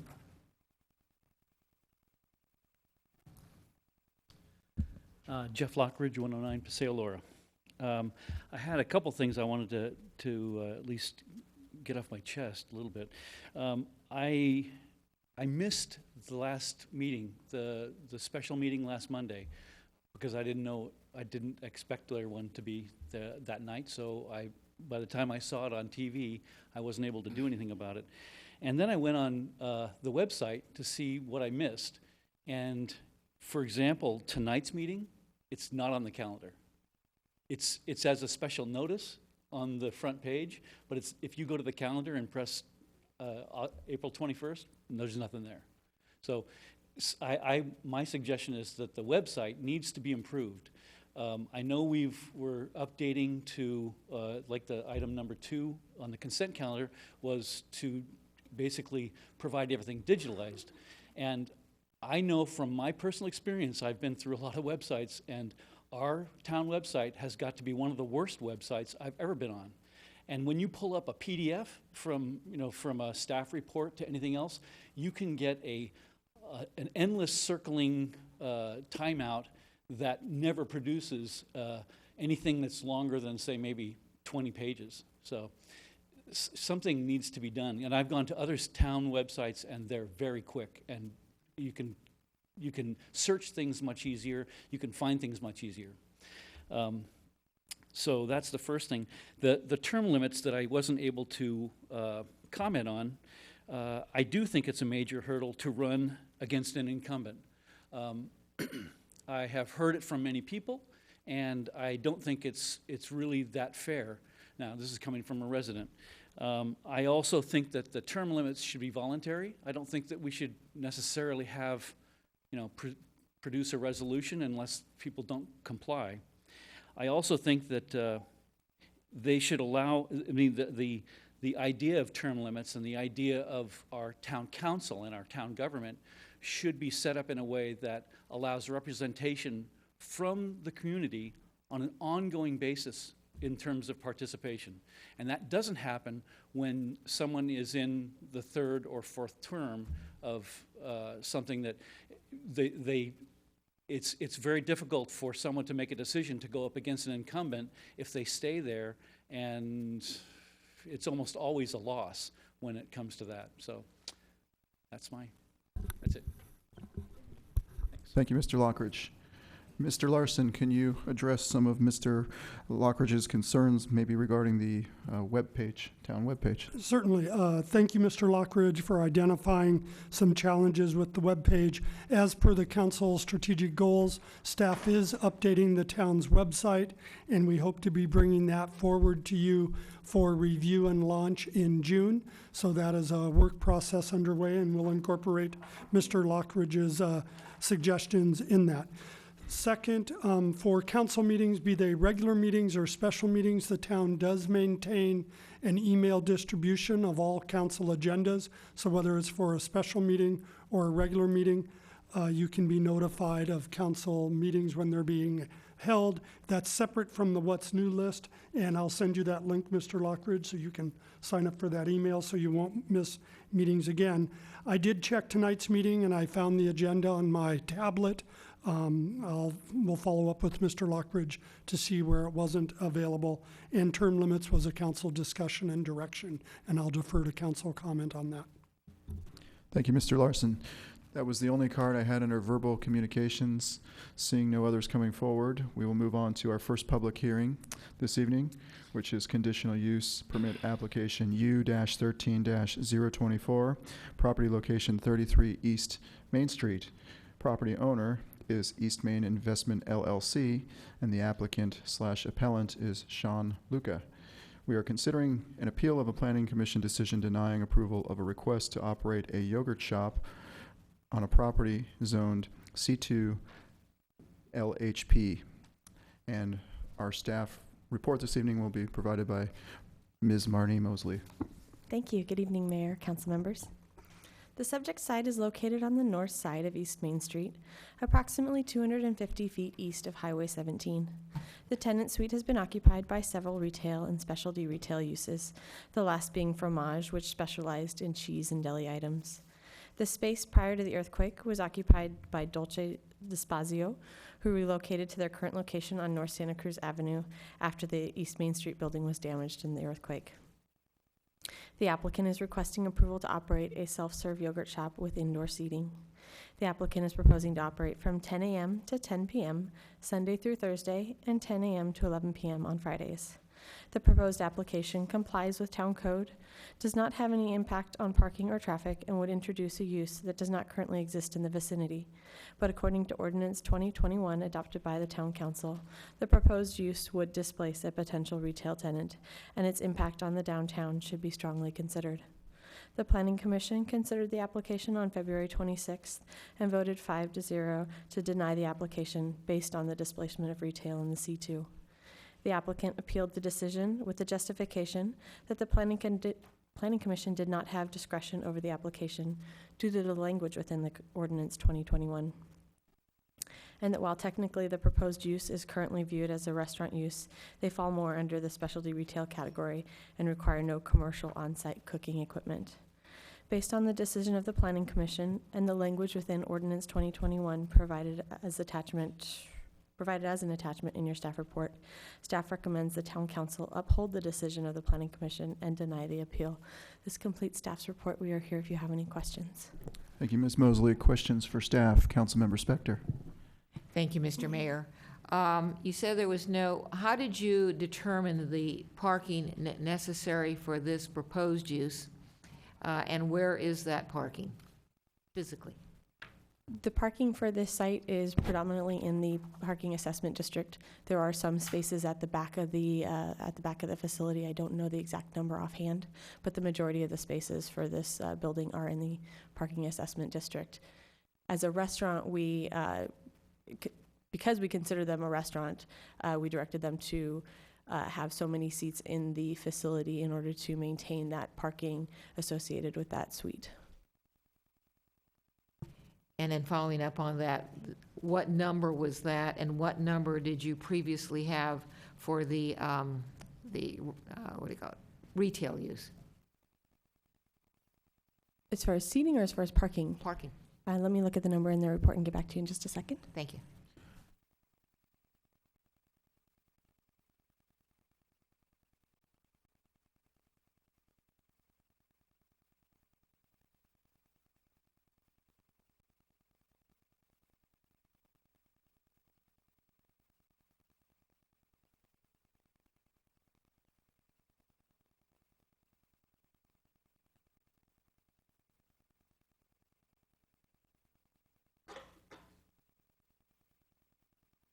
Councilmember Spector. Mr. Mayor, I do not need that information prior to the hearing, so if it's not readily available, we can get it later. I do have it for you if you'd like it. The parking associated with that square footage of space is about 3.7 parking spaces, which gives us 14 seats for this proposed use at a 1-to-4 ratio. Thank you. Vice Mayor. Thank you. I think this is a question for Mr. Schultz, but if it's not, let me know. We have Ordinance 2021, which is discourage the displacement of retail, et cetera, and make some changes to 2910-020 of the town code with respect to definitions of uses. And the changes it makes are restaurant definitions. Then we have the existing 2910-020, which defines retail.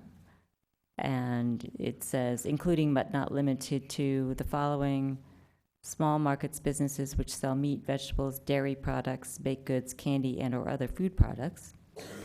Then we have a planning department policy, Town of Los Gatos, which was given to us in a desk item tonight, dated August 1, 1996, which creates a definition of specialty retail, which isn't in our town code. So if I'm looking at what's retail and what's restaurant, I assume I'm using what's in the town code, not the planning department policy. Town code will always overrule a town policy. Okay, thank you. Further questions of staff? Seeing none, we will move on to the public hearing. Now I'd like to ask Mr. Sean Luca to come forward.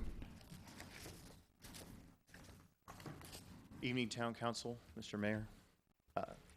Folks, I just want to say thank you so much for showing up. I'm humbled by seeing so many friendly faces here, so I appreciate that.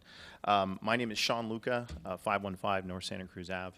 I am in a partnership with my mother, Luca and Son. We're doing business as Yogurt and Love, and we've been working diligently with the town of Los Gatos to open up a family-run self-serve frozen yogurt at 33 East Main Street.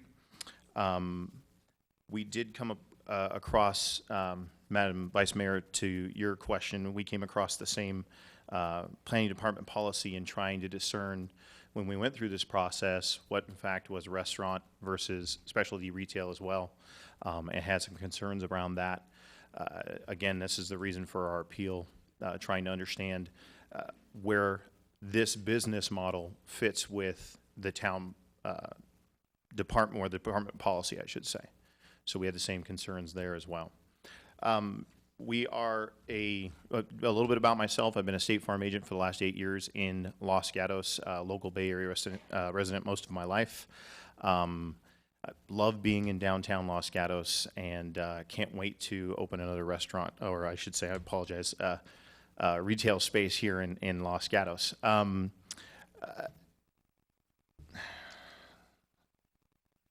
The first concern I'd like to talk about really is the retail versus restaurant, and what the code showed.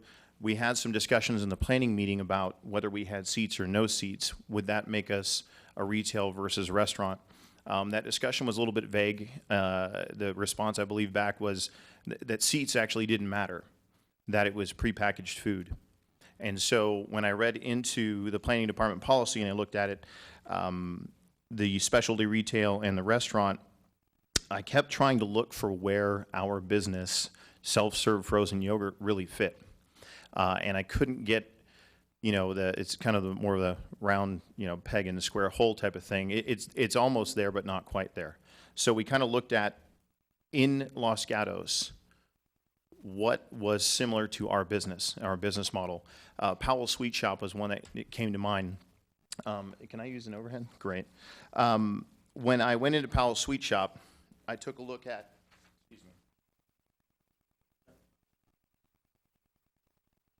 I went into Powell's Sweet Shop and I looked at all the candies. Of course, if you've been there, they got a ton of everything and the kids go crazy. But when you go in there and you can see that the way to distribute their candy is in bulk. You come up, decide what you'd like, grab a bag, fill that bag, bring it up to the front counter, weigh it, and pay for it. That's exactly what self-serve frozen yogurt does. We have a different product, but it's self-serve frozen yogurt. You grab a cup, you fill it up, you weigh it, you pay for it. So when I looked at the use and going back to the retail, or especially retail versus a restaurant, I then went back and looked at, okay, we don't have any servers. We don't serve anything. You don't actually place an order over the counter. And so it kept bringing me back to that specialty retail, that concern and argument of what we saw at our space. Again, the reason why we appealed the town ordinance was this is what we thought we closely resembled from another business in town. You look at other yogurt providers or ice cream shops, it's the older business model. It's over the counter, you place an order, someone serves you. Self-serve frozen yogurt, we don't do that whatsoever. Everything is pre-prepared. We essentially do exactly what Powell Sweet Shop does, which is we change the packaging and then deliver it to you exactly that way.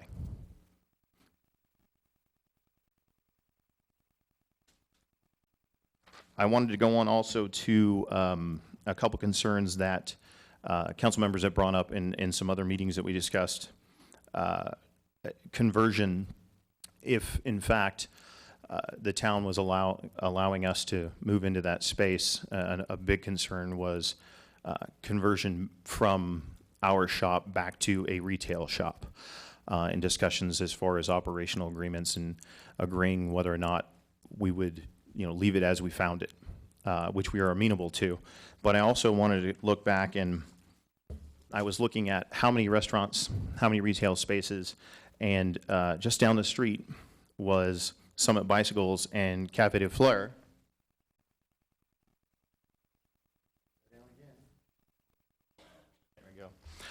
Which recently, Café de Fleur closed its doors, unfortunately. Very popular with the kids.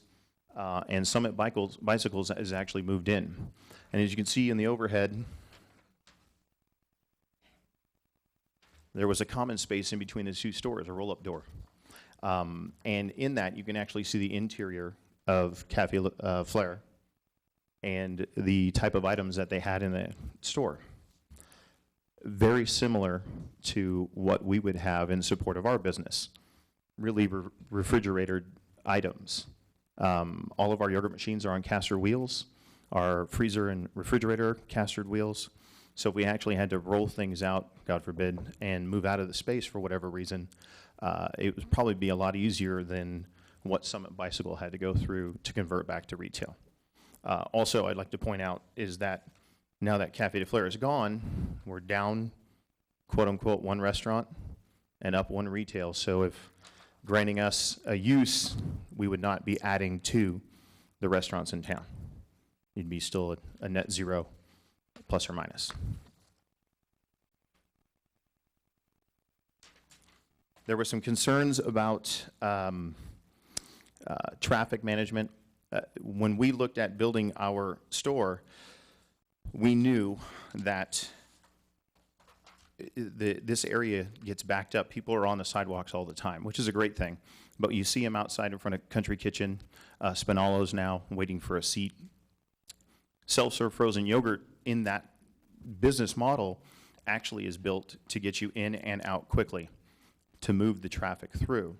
So when we looked at how do we build the space to manage the traffic, to get our folks in the doors and not standing out in front of the doors, we made certain that we had plenty of space. We didn't crowd the space with too many machines, but enough to make our customers happy. And then adding 2 point of sales or 2 registers so that when you are in the store and you are done, you can get in and out very quickly. If you've been to Powell's Sweet Shop, they do have 2 registers, but they're not always open, so you're kind of searching to where you're going and trying to, find a way out of there. We are building it very specifically to make certain that we have 2 point of sales, get the traffic in or out. There had been some discussion on whether or not seating, again, was an issue for our appeal. And so we looked at, well, what if we put bar height tables instead of seats? Are we now a specialty retail like Powell's because there is no seating there? But then does that put the traffic where the folks would want to sit back out on the street? And so we are very determined to open our business, our family-run business. We're extremely hopeful that it's in Los Gatos. We will be opening a business and extremely hopeful that it'll be here in Los Gatos. It will be family-run. My mother plans on retiring in town, so you will see her face quite a bit. My wife, I love to death, is going back to work, and we'll be working in the store as well. And of course, my office is right around the corner, so I have a feeling I'll be drugging quite often. We really appreciate this process. It can be frustrating because you don't understand. But we understand why you take the time to go through these things because you care, and it shows. And we appreciate that. And so we just ask that you take a look at what we're bringing to the town, what need, and more importantly, what our townsfolk want.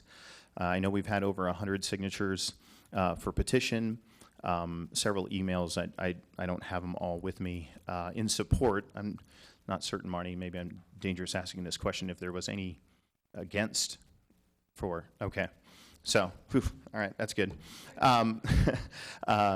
Be careful what you ask for. So we appreciate the process.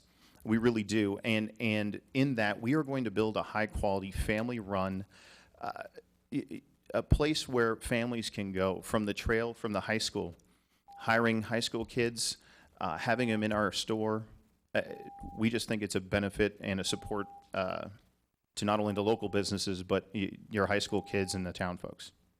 Thank you.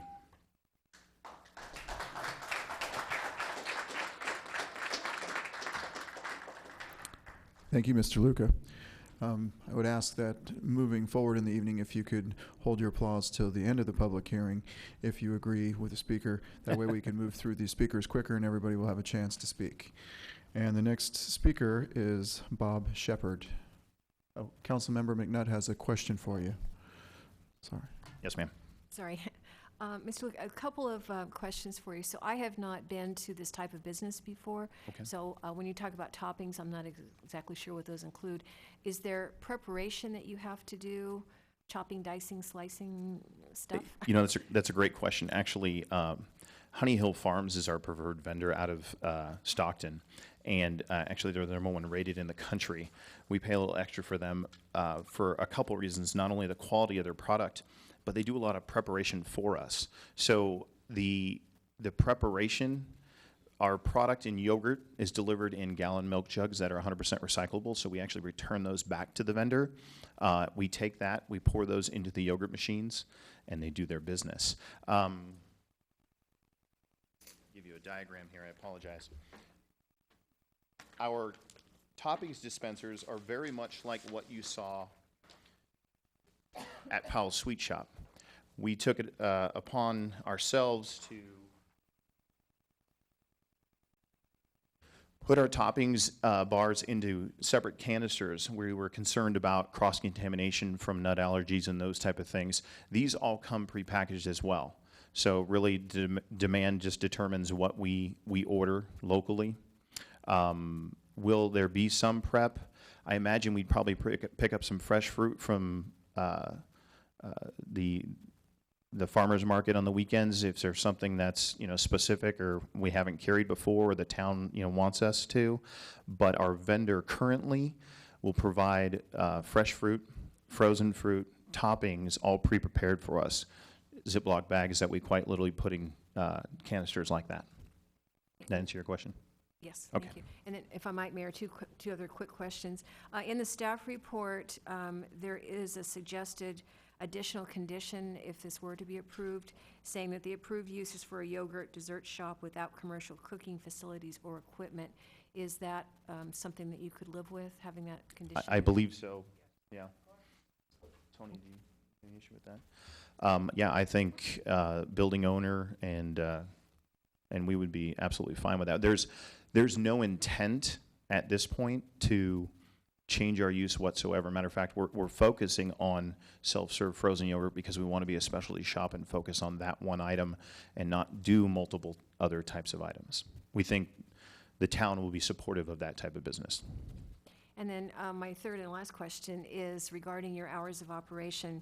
Yes, ma'am. Currently, it's proposed as 10 to 10 daily, with except on Friday until 11. So I was curious, why not Friday and Saturday, which is what we usually see is a combination of the weekend, extra hours on weekend for all kinds of different operations? Yes, ma'am. And we would probably like to add to that. It just really dependent on the business and where the customers, ask us. Frankly, the 11 o'clock on Friday was to support the local football and Friday night lights and have a place for the kids to go to after the football games for at least the remaining hour or so.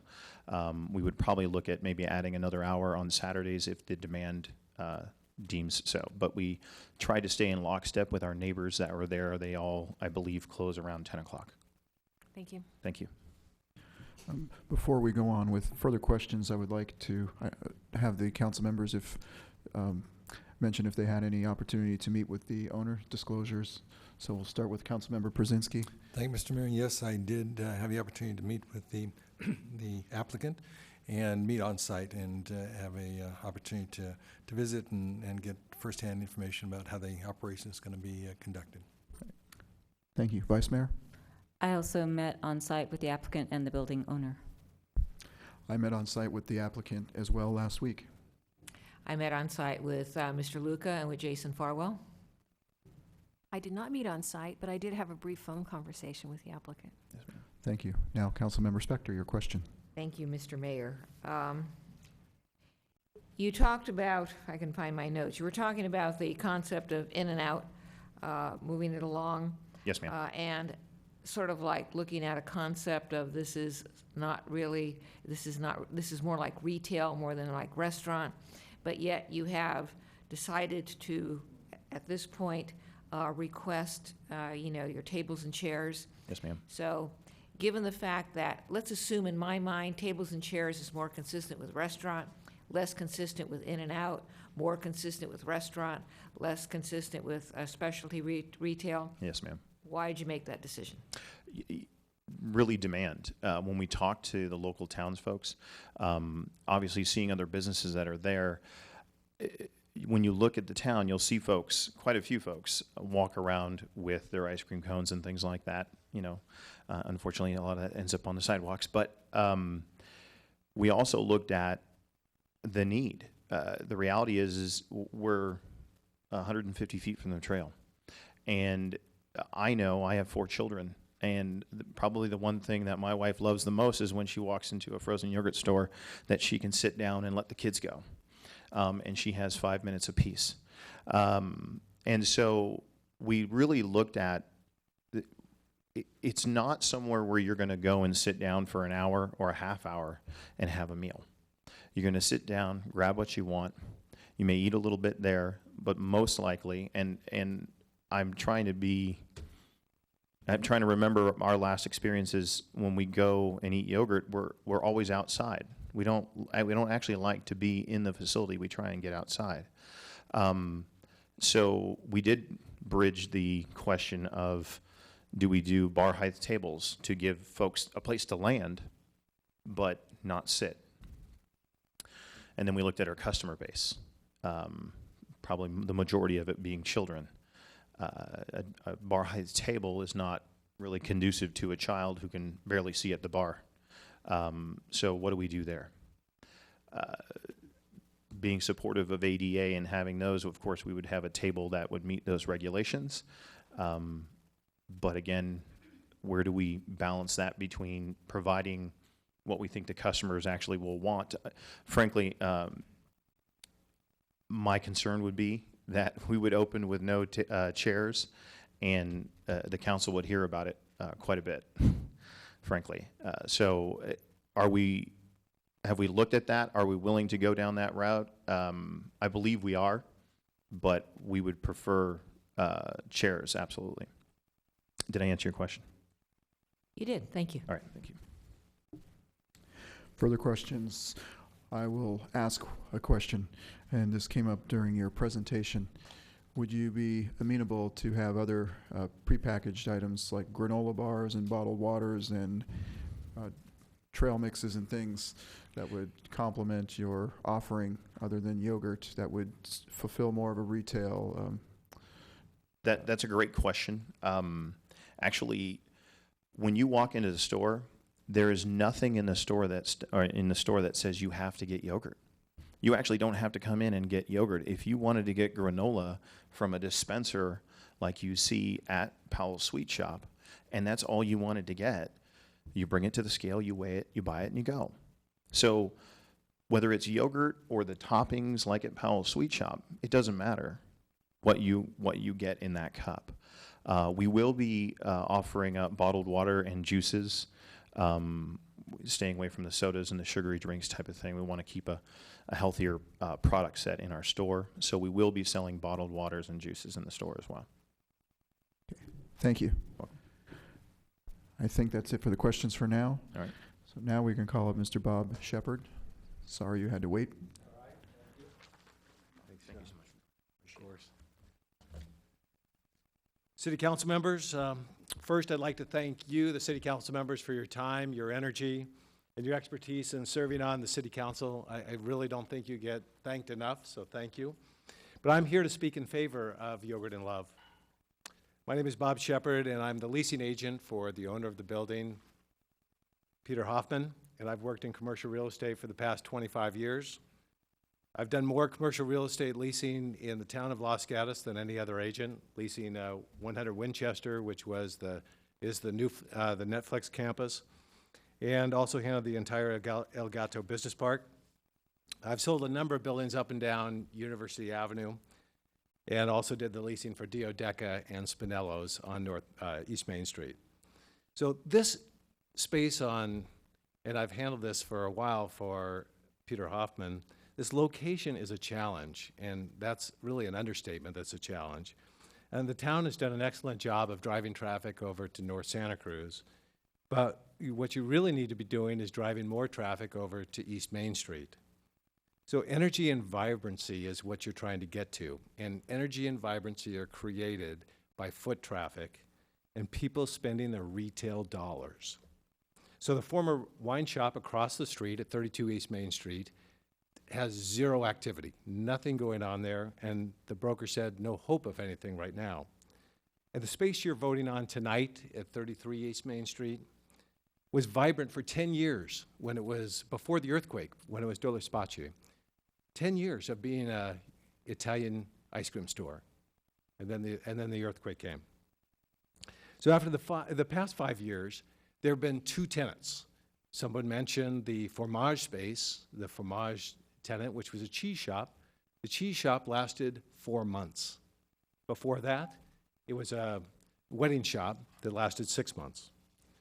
So as the space sat vacant for so long, I had two interested parties. One was a tea shop. They didn't have two nickels to rub together. The other was a medical marijuana shop, probably not the best use. So we waited for the right tenant, and the right tenant is Yogurt and Love. So if you want to bring energy and vibrancy back to East Main Street, Yogurt and Love should be approved tonight. Thank you. Thank you. Please hold your applause till later. Patricia Luca. Good evening, council members. Thank you, everyone, for supporting us, Mr. Mayor. My name is Patricia Luca, and I am in partnership with my son, Sean Luca, and our business is Yogurt and Love. I was married to a wonderful man for 40 years, and he passed away 3 years ago. I then decided to retire from Kaiser Permanente, where I was a nurse for many years, to pursue a long-time dream. And that dream was to own my own business. Not just any business, but a business where I could share my bubbly personality with others and put a smile on faces young and old. To be able to take some time to say hello and maybe share a story or two.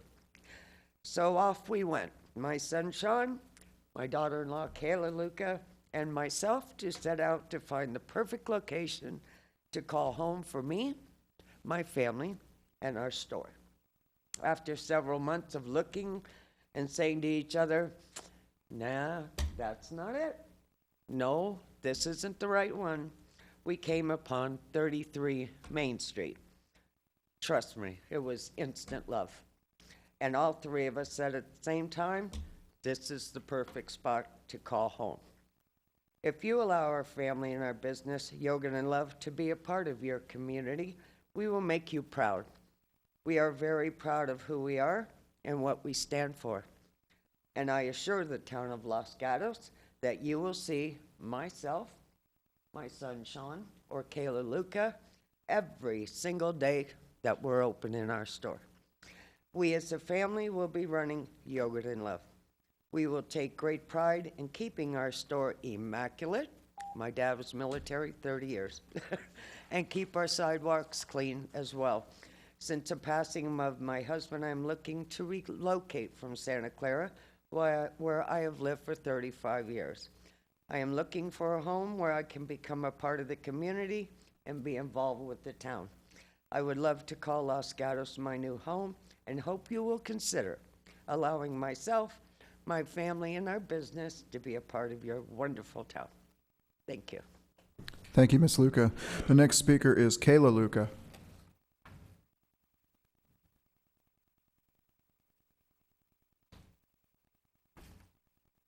Good evening. I'm a little nervous, so I'll probably just read straight from the paper. Hello, my name is Kayla Luca, and I just would like to share a little bit about who I am and why we are so passionate. I I owned and ran my first business when I was 19 years old. I would do everything it took to get customers and to keep them. Customer service is number one, and cleanliness is number two. I have always been a hard worker, and I've always had a business mindset while I've been searching for the right opportunity. I feel we have done everything possible to create an upscale, friendly, one-of-a-kind, self-serve frozen yogurt store. We customized everything we did to be, you won't see another one just like it.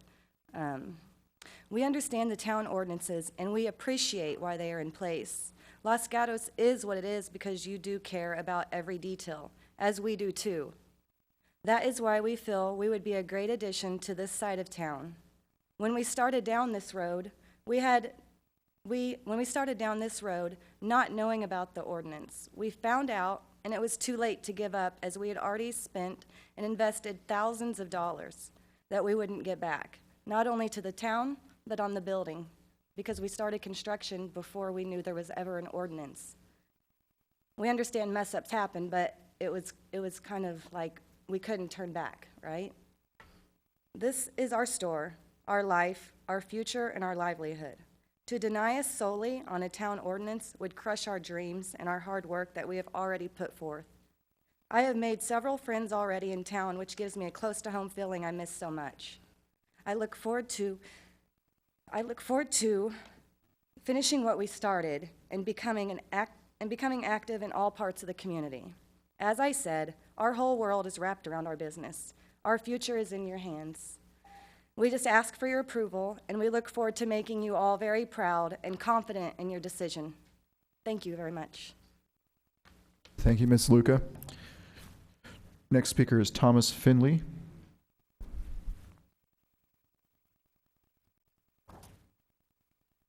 Good evening, members of the council. I can't really tell what's on the mind of the council if they're thinking of upholding the denial, but clearly this is creating a lot of anxiety in our town. I haven't seen a single person, either in writing on the petition, by email, in any mention of any staff report. There doesn't seem to be anybody in this town that doesn't want these people to have the yogurt shop. And everybody's on pins and needles wondering if you might uphold this. It's a shop. It looks like a retail place. Maybe the definition of food and all that is the problem. I spoke with a number of the business proprietors, that would be the shopkeepers, in both directions, like 5 businesses. A number of them, I don't know if they're here tonight, if they know about the procedure. The cards were running out. There wasn't enough speaker cards. I couldn't find one myself. I found one eventually behind something. But a number of the store owners, business owners, very adjacent, have said that they want the yogurt shop to be there. They will cooperate with the process. They've said they'll send an email. Some of them might be here. I don't know how many more are on the speaking. But these people, I listened to the presentation of Mr. Luca. He's clearly done what any little business will do before opening, things that most businesses don't even think about. I mean, the chairs, how much water, how many people, looking at the sidewalk. I mean, this is not just somebody showed up and thinks they're going to sell yogurt. This is a whole family, a lot of generations of people that want to do something for the town that they think fits, the location. He's a businessman in the area, and they're, I assume, paying rent for an empty shop now instead of having a shop. And so it's a well-planned rollout. They're brought here kind of by a surprise. I tried to read what the food things are, and I looked at the ordinance and stuff. It's not real clear, and I don't think anybody that goes in and buys yogurt there's other yogurt shops actually in town, or at least one, off of Main Street or Elm or whatever. And I don't think they're going into a restaurant. I think they think they're going into a store. And they go in, there's a cash register, you pay and you leave, or you might sit down and finish it. I had yogurt at the other yogurt shop the other day, Pitella or something, I think is the name of it. So I just have 9 seconds left if anybody has a question. Are there any questions for Mr. Finley? Seeing none, thank you for coming in. And our next speaker is Anthony Karen.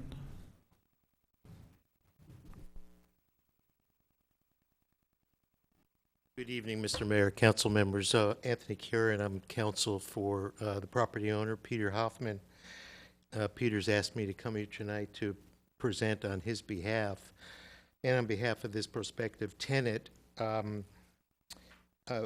first would indicate that Peter bought the property from Todd Hill in September '09, and when you net out all the aggravation of getting poorly funded and inexperienced short-term tenants out of the building, it's essentially been empty since September '09. The DNA of this particular space appears to be, by definition, an ice cream store, historically. We are stuck, and we're very happy to have Bob Shebert working with us. I work closely with Bob on leasing this space and the other spaces in the buildings that Peter owns. And I can say that all the tenants in the area that are tenants of Peter's space are supportive of this application.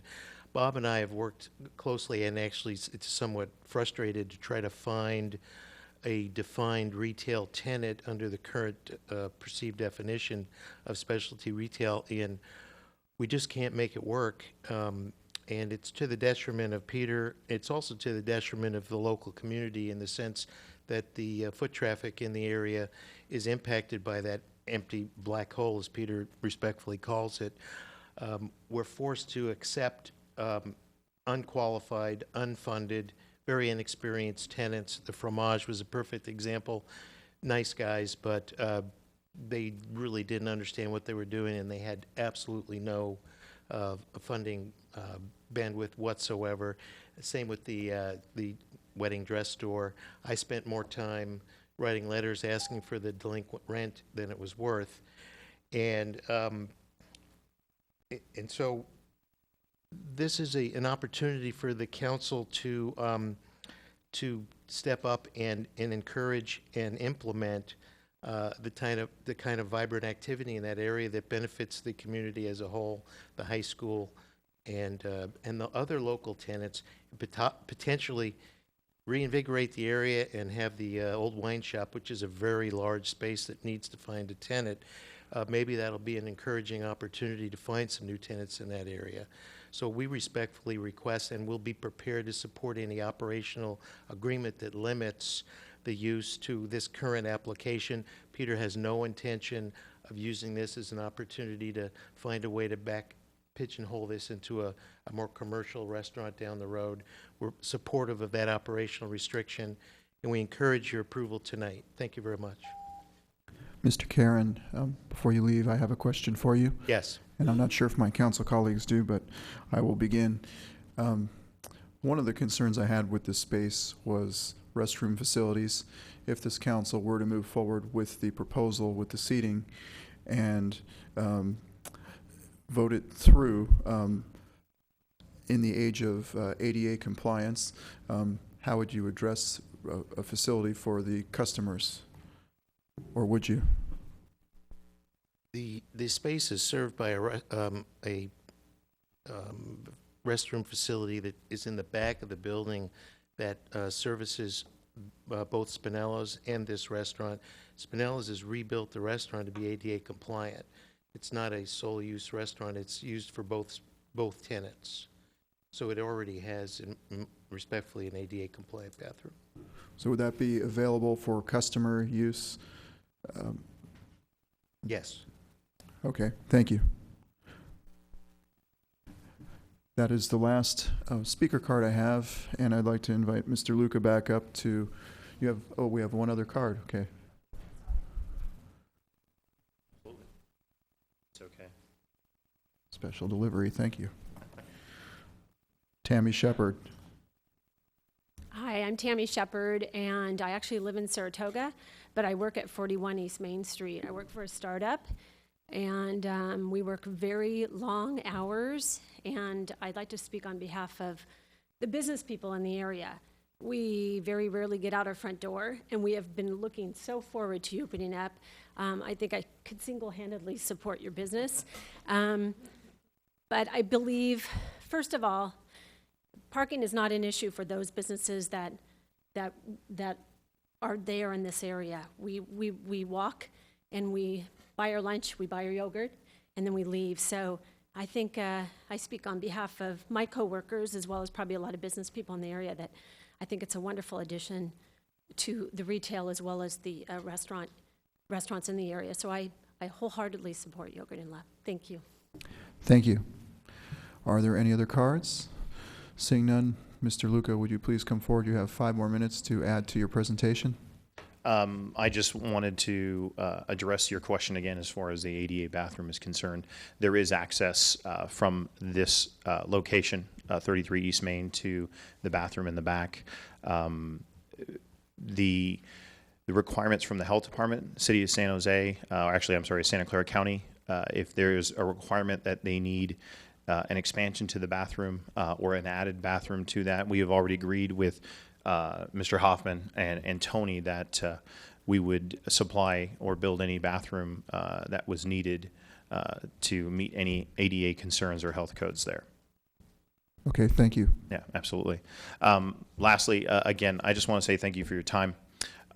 We appreciate this process.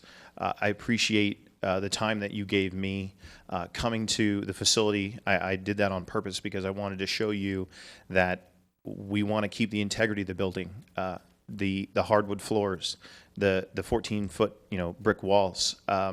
We, while are building a frozen yogurt, self-serve frozen yogurt store, we also are trying to keep it an old kind of soda fountain historic feel and tie in with the building and the surrounding neighborhood. We really, we're adamant about it being family run, supporting the local use, having, as I've spoken to several members here about the lack of ability for teenagers to have jobs in town, just specifically because of the type of businesses we have in town.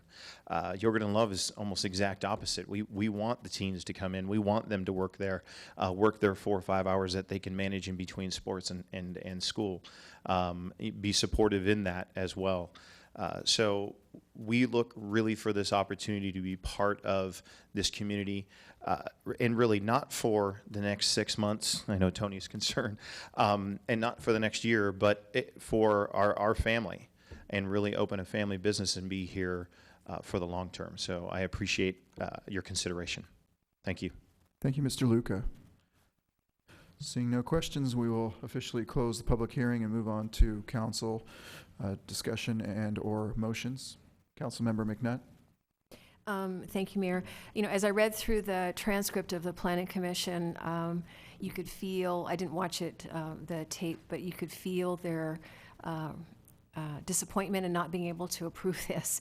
And in fact, I think Mr. Erickson's motion was, I reluctantly make a motion to deny this. And I think that was a correct decision on their part, because I do believe that this is a policy decision, and it's one that needs to be made by the council. So I'm glad that it ended up here. We keep coming up with businesses that don't fit. We try to come up with these definitions in code and in policies that cover every possible iteration that might come along. But we keep coming up with businesses that don't quite fit here or there. And I do believe that this is one of those kinds of businesses. We're concerned about maintaining a balance between restaurant and retail, between formula retail and independent retail, and we want to preserve as much retail as possible. But without cooking, I don't care about chairs. I care about cooking facilities, because it's all about in land use, not what you're using the property for with your family tomorrow, but should you choose to sell it 2 years from now or 3 years from now, what could it be converted into without going through the process again? Without cooking facilities, it's not going to ever be a restaurant, as I view a restaurant. So my interpretation of all of this paperwork and the presentation and the testimony that I've heard here tonight is that this is a specialty retail.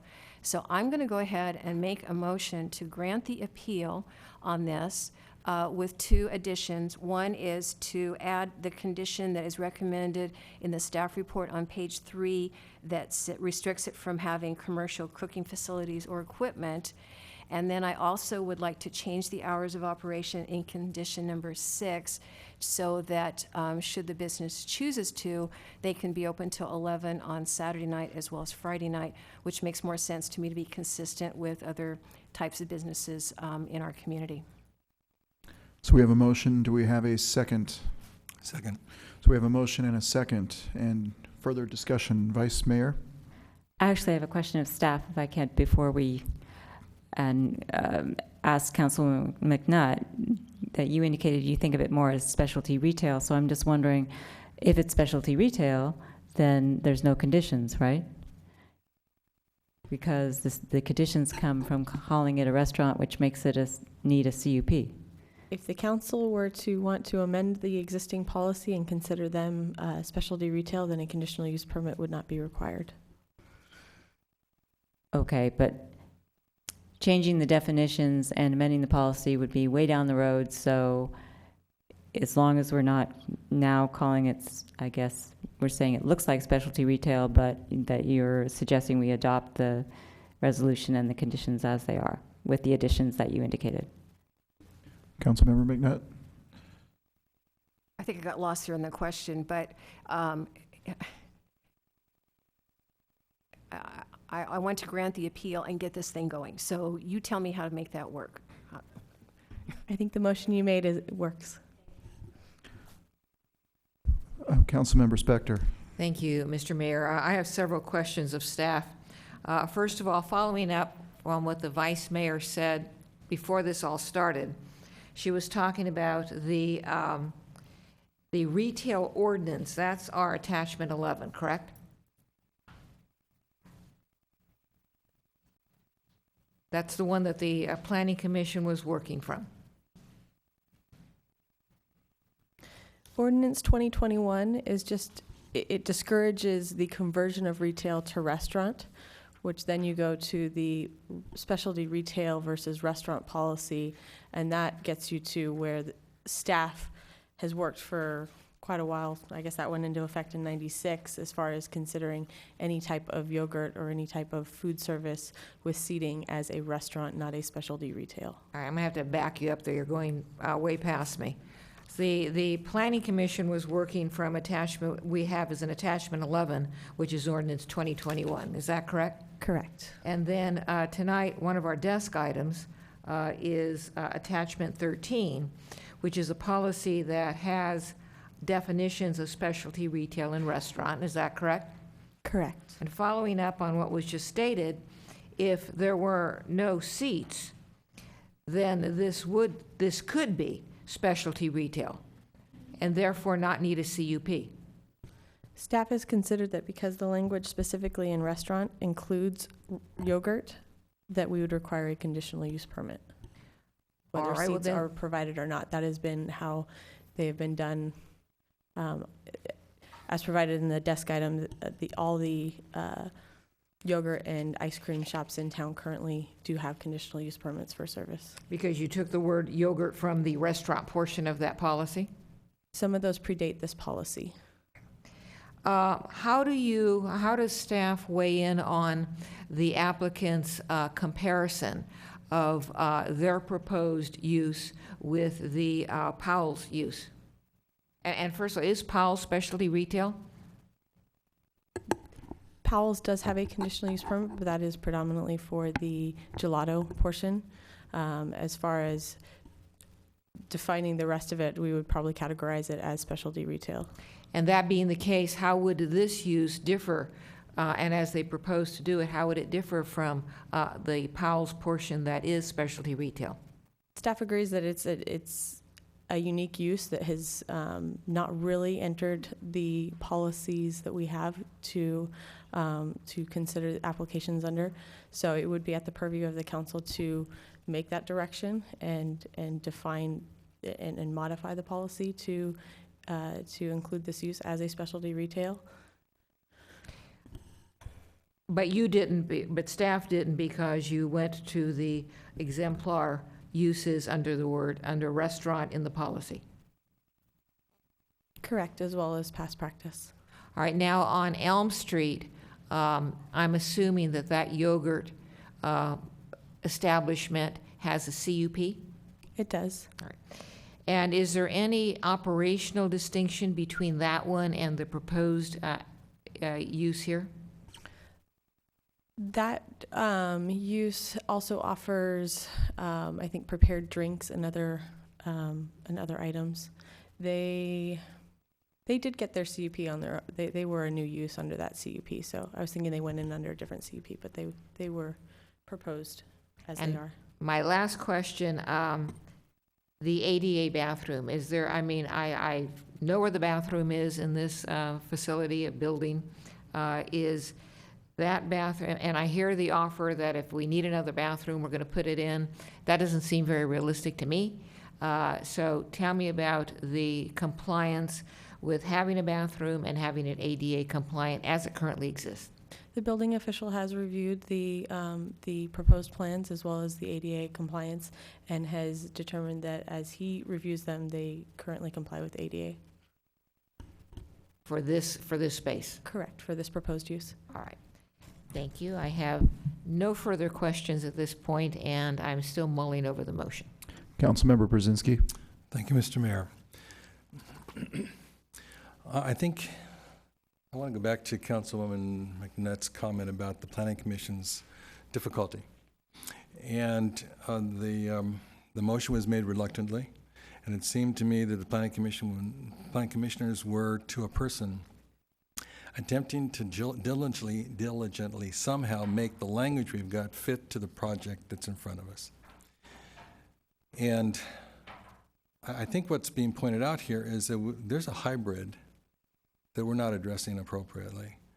And in 1996, under Mr. Bowman as planning director, we made some specific references to how specialty retail would look.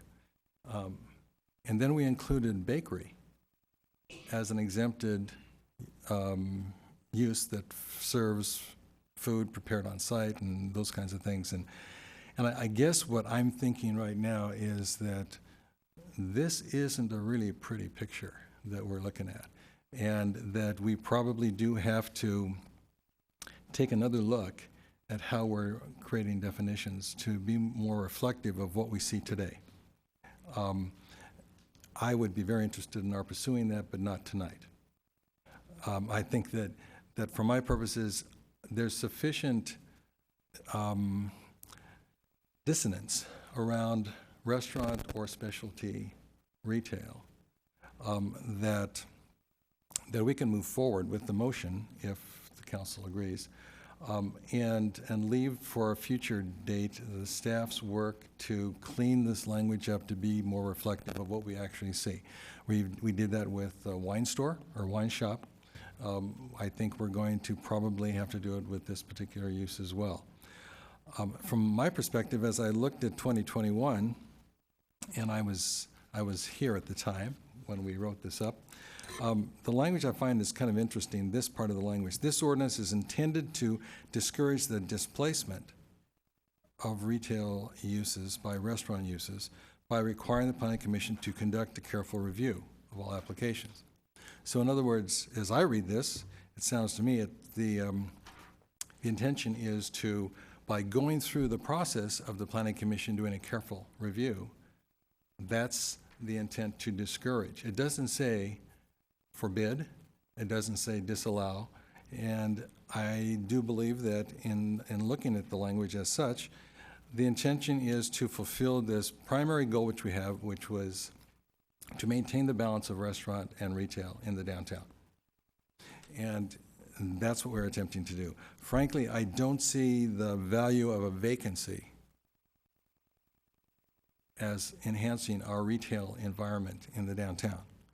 I also see the opportunity for us to take a look at East Main past the bridge and say, what can we do to make this a more vibrant part of our business community. There are going to be some new vacancies that show up, depending on how Los Gatos Luxury Cars moves its operation over to Blossom Hill. And I just think that this is an interesting part of town that doesn't get the foot traffic and therefore doesn't have the same vibrancy that North Santa Cruz has, even North Santa Cruz and Main Street up to the bridge. So from that perspective, I think that it's appropriate, given the fact that we have no community opposition. We have an exceptional amount of community support indicated, and I think a fairly congruent argument to be made that says maybe really what we're trying to do is count the number of angels on the top of the pin, that we can move forward with this and then ask for the staff to come back later for our clarification. And that's why I made the second to the motion. Councilmember Spector. Thank you, Mr. Mayor. Yeah, I read all the petitions, and you had lots of names on them, and there's people saying, how could the Planning Commission turn down a yogurt shop? How could the council even be considering this issue? I mean, give me a break. It's yogurt. And we all want to eat it, and we all want to go to this shop. And one of the reasons that people want to be in Los Gatos is because it is vibrant. And we are very careful in balancing our uses. You've already heard that we balance our retail with our restaurants, because we've had neighboring communities who had one or two great restaurants, and they thought, this is how we're going to go. And then they made everything restaurants, and now we're vibrant, and they're not. And so we're very careful at balancing our uses. And so that is why we're analyzing this, not because it's not a nice group of supporters, a nice family who's opening it. That's not the issue. We're trying to look at the uses. Quite frankly, I happen to think, this is not where we're going to go, but I happen to think you dump the chairs and your specialty retail. But that's not where we are right now. The other thing is, people say, well, they're so nice. Everybody's so nice, and you planning commission or you council just don't get it because these people are so nice. But we have to pay attention to, this is a conditional use permit. It runs with the land, and so that at any time that the business is sold or transferred, that is no longer the same people who got the CUP. All of that being said, I thought that the planning commission struggled on this one also. I thought they had a hard time.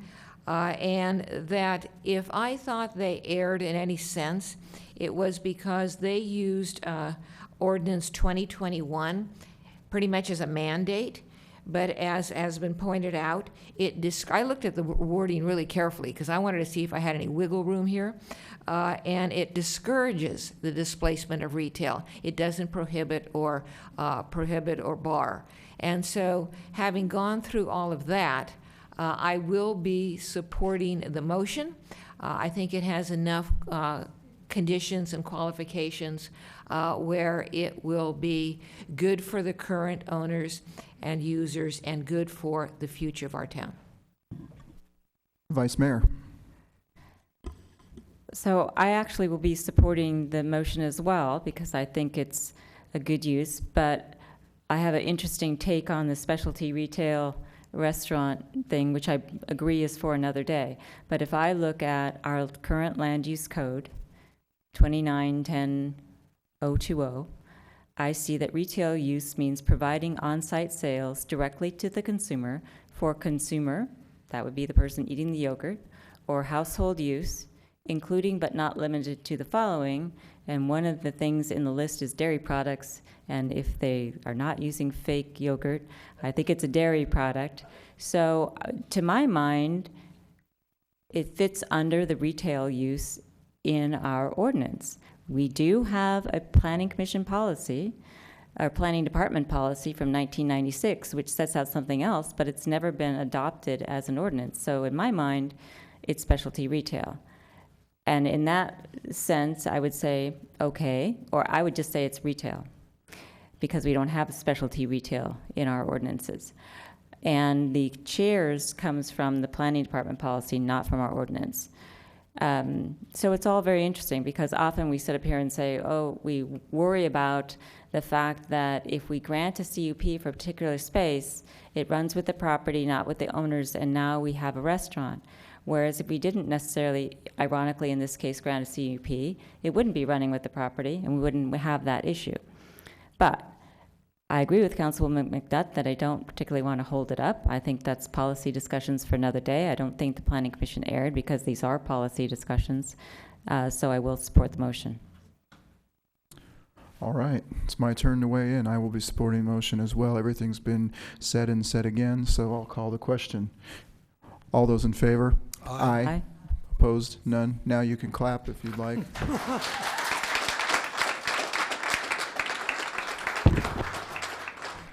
I'm going to take a 5-minute break, and we will be back at about 8:45.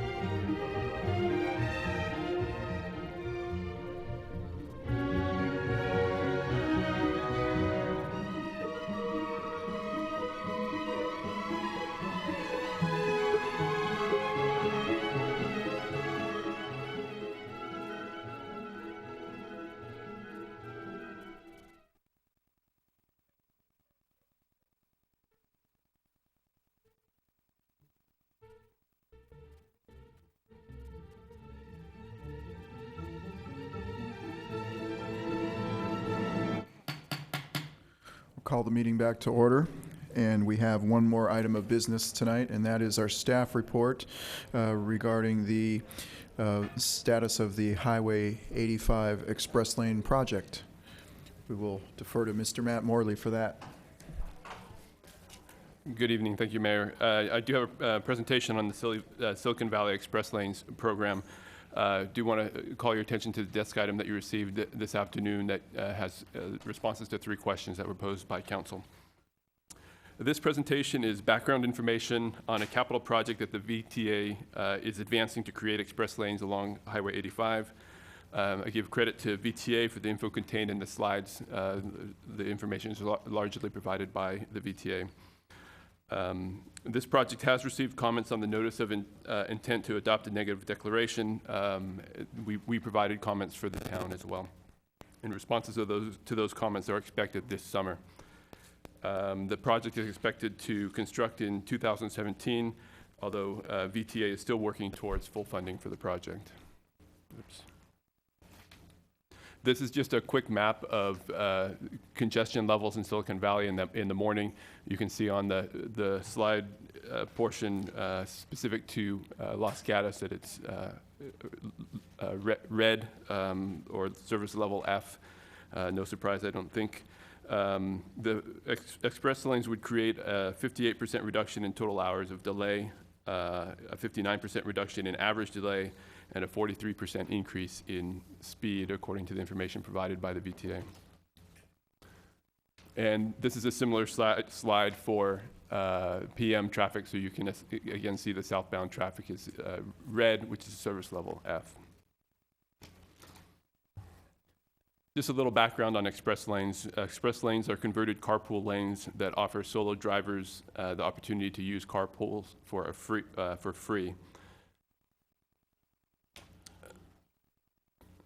For a fee, not for free. Thank you. Express lanes are being developed for several reasons: to provide congestion relief through more effective use of existing roadways, to provide an alternate mobility option, and to provide a new source of funding for transit improvements, including public transit.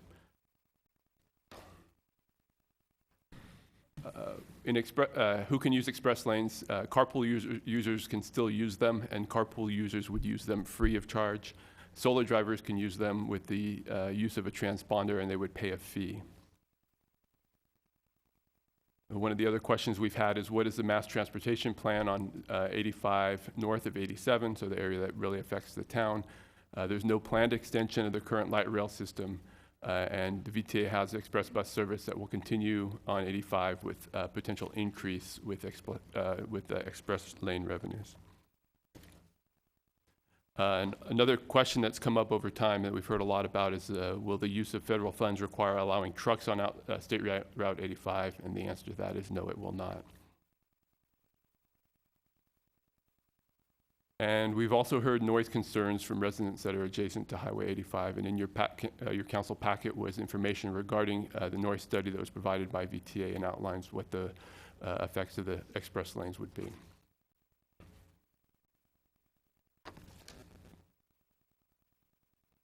Finally, the town has an agreement that was executed in 1990 between the town and the Traffic Authority, which is a predecessor agency to the VTA. Within that agreement is a clause, or the most notable of the clauses is one that describes the town's right towards additional changes to Highway 85. I'd like to also point out on your desk item there were several options that staff had proposed tonight that council could take. This is item number 2 on your desk item. So you could take no action and await completion of the environmental review and design. You could support the proposed project with or without conditions.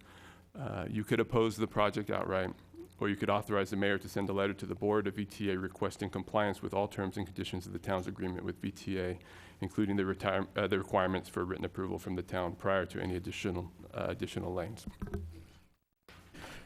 Thank you, Mr. Morley. Mr. Manager. Yes, and I just wanted to reiterate that Director Morley presented the information provided by VTA as our normal process, and I did want to reiterate that The proposed project is not a town proposed project, but a VTA and Caltrans proposed project. And Mr. Morley was just presenting their information, except for the last listing of possible actions before the town council. Thank you, Mr. Larson. Are there any questions of staff from council? Councilmember McNutt. Thank you, Mayor. Just to clarify on our actions that we can do tonight, I think this is probably a question for the attorney. Since this is agendized as just accept the status report, shouldn't we, if we wanted to take an actual action, put this on another agenda where that would be what was agendized? Yes, I think if your action is either to oppose or support it, then we'd come back with a formal resolution to that effect. If it's to write a letter, that would fall within this agenda item if you want us to write a letter as to the number 4 option. And number 1 option, obviously, is not to do anything. Thank you. Further questions of staff? Seeing none, I will call the speakers forward. First is John Risto. Thank you. Good evening. I'm John Risto at the VTA, and thanks for having us tonight. And I think Matt actually covered quite a bit of the basics of the project, and I think what I would like to do is just offer to answer any questions that the council may have with regard to the overall project or any of the slides that Matt covered. So I'd be more than happy to answer questions. Vice Mayor. Thank you, Mr. Risto. I actually have a question regarding the Route 85 performance agreement. I'm interested in your comments or interpretation of why, if that's what you believe, that the agreement is not enforceable by the town of Los Gatos with respect to VTA. Do you want to try that one? I'll let Jim Lawson try that one. Well, I had to have a reason to come down. So good evening to all of you. My name is Jim Lawson. I'm with the VTA. We have an agreement with the Traffic Authority that was written some in 1990. So what is it, 24 years ago? I think if you'll bear with me for just a moment, I'm not an attorney. My degree is in philosophy, so I'll philosophize for just a second. You just went through about an hour or so of very intense discussion about some of the issues that you get into when you try to foresee the future. And when you try to foresee the future through ordinances or contracts or regulations. I just suggest to you that after 24 years, changes in the environment and changes in the way people travel, pardon my voice, it's very, very difficult to say that you're going to be bound by agreements that were made that long ago. I hope that's helpful. Vice Mayor? It's interesting, but it doesn't address whether VTA is the successor agency to the traffic authority that's listed in the agreement, correct? VTA is the successor agency to the Traffic Authority. Okay. Yes. And what I heard you say is it's difficult to abide by it, but I haven't heard you say why it shouldn't be abided, why we shouldn't abide by it. Well, I would respond by asking the question, what studies have been done in the interim, what decisions have been made by the governing bodies associated with it that impact that agreement or any of the interpretations of that agreement? Other questions for the VTA, Mr. Lawson or Mr. Risto? We'll be happy to respond if there are any questions after the public comment. All right. Next speaker would be Walter Huff.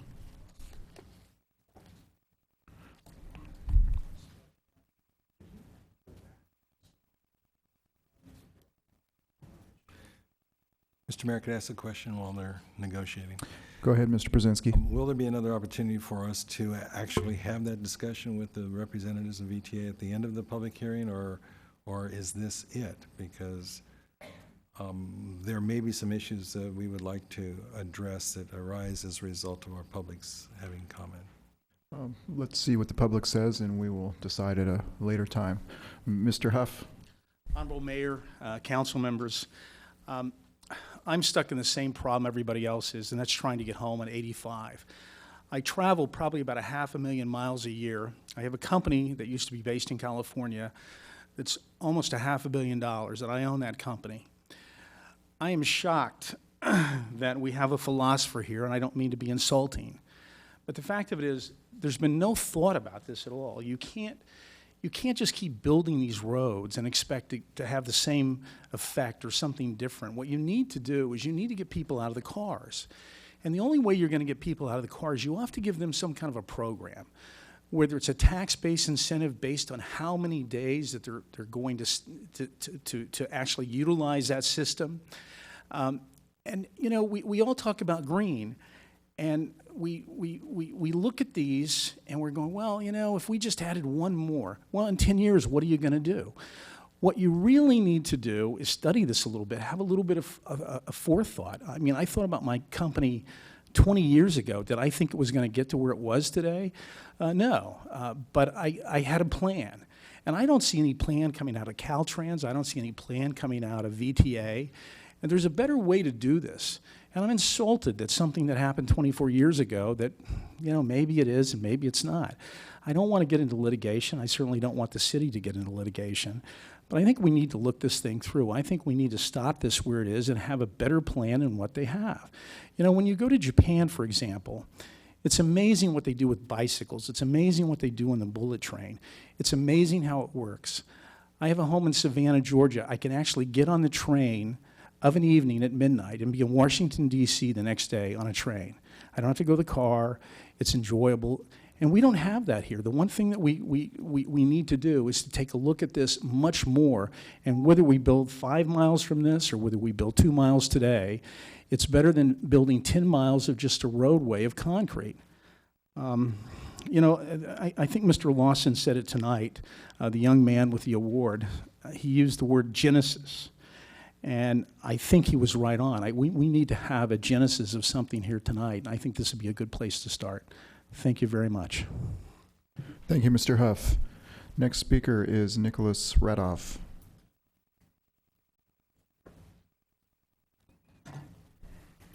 Good evening, council members. My name is Nicholas Radov, and I live at 102 Bungalow Terrace here in Los Gatos. I'm here to oppose the Route 85 expansion project. I've lived in the Rinconada Corners development over on the north side of town near Highway 85 since I bought a home there back in 2010, and I'm also president of the local HOA. When I bought that house, I knew that there would be some freeway noise, you know, naturally living there, but I was not expecting a major expansion of the freeway, you know, based on that 1990 agreement. So if, you know, VTA just adds 2 more lanes, there's going to be a total of 8 lanes. It'll be 1/3 more noise, 1/3 more pollution. I have 2 small children myself. We have a total of 13 children in the complex. So, you know, they need some peace and quiet and clean air. In the long run, adding more noise or adding more lanes won't do anything to really reduce the traffic. You'll just get more people moving to South San Jose and Morgan Hill and commuting to the peninsula. So I'm asking you to hold VTA to the original agreement. I think a light rail line would be the best long-term solution based on that original agreement to you know, get people out of their cars, reduce congestion, and reduce pollution.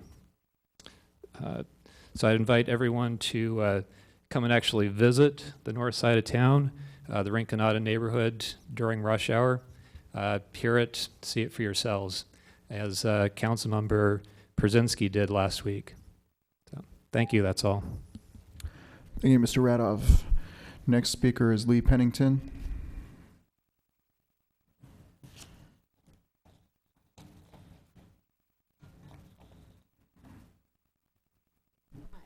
Hello, and you're very, very patient. You guys, I really respect what you do.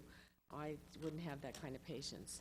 I'm a little nervous, and what do I do? Ms. Pennington, if you could pull the microphone down. Okay, a little nervous here, but anyway, I am totally in agreement with Mr. Huff. I'm just so impressed. I'm his fan. I don't even know if he has a fan club, but I'm your fan. And Nicholas, I do know, have met Nicholas before.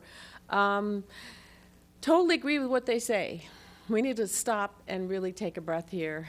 Number one, with what Doctor, what do you call him, Doctor? Mr. Huff said, to really study this.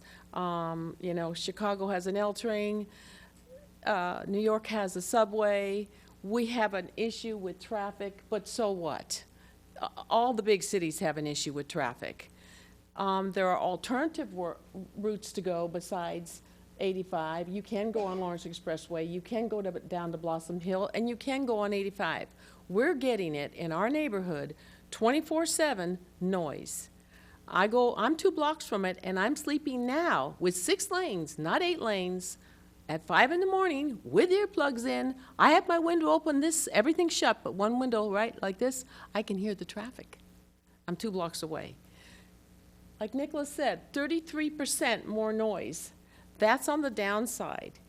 You have 6 lanes now, you're going to increase it to 8 lanes? It just doesn't add up. The pollution and the noise. First of all, it will increase the air and noise pollution, like Nicholas said, 33%, a third. I predict it'll do higher than that. It could go to 40%, because the pinch points, I think Joe calls them, I call them bottlenecks. When that lane goes from 8 to 6 and 8 to 6 north and south, it's going to be stuck there. The pollution is going to be, worse than it is now. So the noise in the air, the noise pollution is already above the required 60 decibel levels right now. Okay, that's breaking the required level. During the rush hours, we, by the way, are experiencing the rush hours in the morning and in the afternoon, and hearing it all the time, but during the rush hours, bad. The air pollution is already very bad, and you will note on court-style condos, which are built by courtside, I walk down there, and the sidewalks are already black from the soot from the freeway. And the noise is terrible. And Bungalow Terrace are many examples, or a few examples of many problems along Highway 85. That's 23 miles. I predict 23 square miles of noise and pollution. And I'm mostly concerned and almost in tears for our children, because in our neighborhood, there are a lot of children. Does that mean I have to stop talking? Sorry. Anyway, I don't want this to be on the backs of our children. I care about our children. The air is going to be worse. The future, the median lanes are going to be gone. The chance of that median lane turning into any kind of mass transit, we cannot put this in on the backs of our children. This is not the solution to the problem. Thank you. Thank you, Mrs. Pennington. Next speaker is Jeff Lockridge.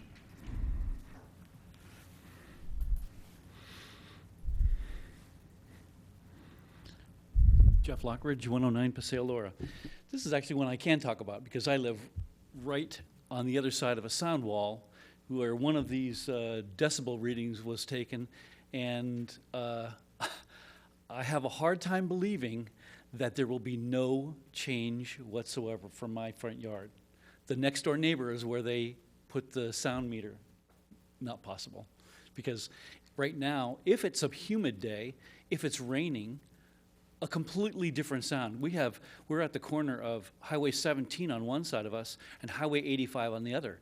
On a day that it has rain, you hear that at least double or triple. I mean, I don't know exactly what the decibel reading is, but it's not just 1 decibel. It's a lot. I noticed in the staff report that they mentioned that the express lanes will have a minor positive impact. I don't understand the minor positive impact. I don't see any positive impact. There's no place in town that you can get from one place to the other on using this express lane and have it affect you by going from one place in Los Gatos to another place in Los Gatos. It doesn't, there's no place to get off. So, let's see. Did I hear you right that there is no trucks going to be allowed? I didn't hear you say that. Yes. Okay. So I think that the original agreement should be enforced, and we've already experienced in our area the landscaping issue was an agreement with Caltrans, And Caltrans just backed out of the agreement. They just changed the agreement, and they took away their funding for the landscapes. So now all the trees that they had planted and all the irrigation, they just let it completely go. So now there's dead trees and no landscaping, just weeds. This choke point at Highway 87 and Highway 280, those don't change. You can add a lane, and right now the traffic is horrible when you get to both of those points, either direction. If you add a lane, you're only adding more traffic, faster traffic into that same choke point. And if they're talking about changing that all the way up by 85 and dumping it onto 101, all of us have been on 101. It's jammed up. There's no place for these cars to go. You might be able to scoot through town and pay the, $5 or 50 cents or whatever it's going to cost to that extra fee, but you will not go anywhere fast. You'll get through a mile and a half or 2 miles, and you'll run right into the choke point, and nothing will change. So the traffic is bad everywhere. It needs better planning. Something needs another solution needs to be found, because the plan has 24-year-old plan that basically nothing has been done, no improvements whatsoever. Thank you, Mr. Lockridge. So, Mr. Jim Lawson, you have 3 minutes. Thank you, Mr. Mayor. I've already spoken, but I will just kind of summarize very quickly. We've heard a lot about looking for different approaches, looking at different solutions. That is, in point of fact, what we're trying to do, to try to make use of the limited resources that we have available to us. I think people are rightly concerned, and I think part of that concern should be directed to the fact that our gas tax, which supports our highways and the work on our highways, our sound walls and our landscaping, hasn't been increased since the Clinton administration. And in the meantime, utilization has gone down dramatically. There were a few comments that were made that were not quite in the realm of accuracy. The noise level increase is 1 decibel, which in the worst location on the area comes to a less than 0.02% increase. That's why negative declaration is probably what's going to be done. At any rate, I'll stop now. I thank you for your time. I thank you for your patience. Be happy to answer any questions. Any questions for Mr. Lawson? Vice Mayor Jensen. I think this may actually be a question for Mr. Ristow, but I'll defer to both of you guys. Our staff report does contain a paragraph that says the addition of express lanes may have a minor positive impact on surface streets within the town, which I also found curious. Mr. Ristow, I think that VTA, and I don't know if you can use this map here, has a construction plan for when, if these express lanes were to be constructed, when anything with respect to Los Gatos might actually be constructed. Can you demonstrate that on the map? And it does, in fact, the express lane stops at 87 and 280, correct? No, the proposed conversion of the entire corridor of 85, there is a carpool lane, a HOV lane that runs all the way from 101 and South San Jose all the way up to Mountain View. The proposal would actually be to convert that to an express lane. There is an additional piece of the project that would add an additional lane between Route 87 and 280 in both directions. So that's the part that is an additional. So Can you show me on that map or somehow demonstrate? I know that VTA only has certain sections of this that anytime in the near future could possibly be constructed. Can you show where those would be? I think what Councilmember Jensen is talking about is we can't do this entire project all at one time. So what we're considering through advisory committees as well as the board of directors is actually a plan to phase the entire program. This is a big corridor, 24 miles in length, and what we're actually looking at is doing it in much smaller segments. So what we're actually going to be suggesting to the board of directors is really just do the top portion of 85 that's near or in the Mountain View area and the 101 converge in the 101 up in that area, right near the direct connectors. If you're familiar with some of the freeway segments up in that area, we actually have an HOV direct connector where you can stay in the carpool lane from 85 to 101 and back and forth on actually both ends of 85 and 101. Same as what we have over in 237 and 880, which we've already converted to an express lane. So What we're talking about to the board of directors is actually doing this in very small segments and doing it in increments, and I think that's what you're referring to, is just up in the 101 and 85 interchange area as a first segment. We're really not even ready to embark on something south of that yet. It's just a matter of the timing, the cost, and the ability to implement a big corridor like that. So right now, we're just proposing a smaller segmentation of an implementation plan. And if I could follow up, and do you have any time frame for when you might be considering trying to construct HOV lanes within Los Gatos and Saratoga, for example? So the first ones that I was talking about that we're going to recommend to the board of directors, that's going to probably take us the next 3 to 4 years to both design and then finance and construct and then put in operation. To get further south than that, it's a much bigger project. It's going to take a much bigger effort. So it could be a decade away, possibly. What we're intending to do, these do have the ability to actually partially finance themselves, as Mr. Morley pointed out. The users that choose to use these lanes actually will pay a fee, a toll, and within that toll, that actually helps to pay for the actual implementation and operations of the system. So the users that get the benefits are the ones that are actually going to pay for that system. And I think that's the big difference here in terms of building lanes that are just free, that fill up and aren't controlled or managed by pricing and technology. The big difference here is that high technology that we put in the corridor and then the pricing that goes in, it's a dynamic pricing. It actually really maintains that free flow of those lanes. So I'm curious, Mr. Lawson, in response to my question, said that it's difficult. It's not a question for Mr. Lawson. It's a question for you. He said that the contract agreement, it's actually for you, it's difficult to protect the future, and we shouldn't basically enforce something that's 20 years old. You just said that if there's any lane that's going to be constructed, it's 10 years off. So how confident are you in your planning that it's a good idea to construct HOV lanes maybe in 10 years when the landscape and planning and population and transportation could be completely changed? We would certainly like to build them sooner if possible, but it's a matter of whether or not we've got the ability to do so. We constantly look at the whole system, and we plan that system, look at where improvements can be made entirely. That includes freeways, local roads, transit services, and transit expansions into all areas of the county. Right now, this area has not been we have not done any studies of light rail in the future on this one yet. However, what isn't precluded by what we're trying to do is actually considering something like that in the future. Well, we don't preclude that, whether or not it's whatever type of facility is put out here really doesn't preclude a mass transit solution in this corridor in the future. That would be something that you really can look at any time.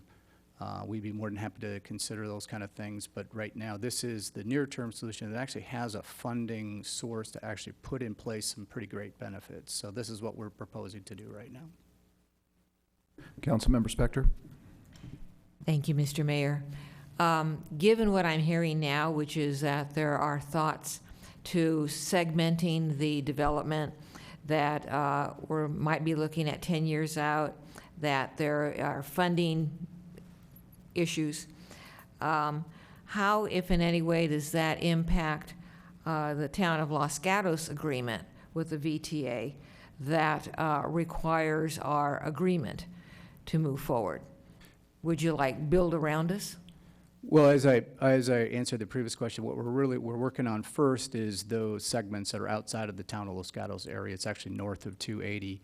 I am sure that the board of directors was going to consider all of those things in any decision of how to implement the next steps of that and take into consideration all of the input that received from all of the town councils or city councils in that corridor.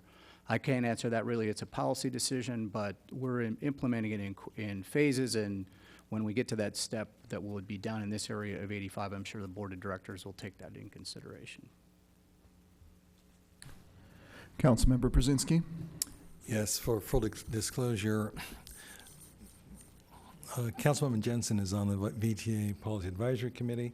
I'm on the VTA Board of Directors, And we are studying just this at this point in time. I think one of the important things for us to keep in mind is that this is a work in progress, not a work completed. I think some of the anxiety that was expressed way at the beginning was just the assumption is being pushed through, and that the input from the communities would be basically accepted but not held as significant because it's already a plan in place.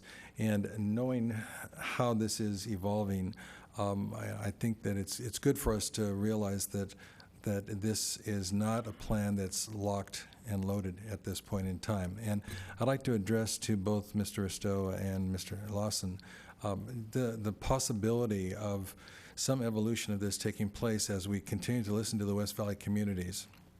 And one issue that's been brought to my attention is the primary concern of the addition of the hot lane or the express lane that would be built adjacent to the present HOV lane.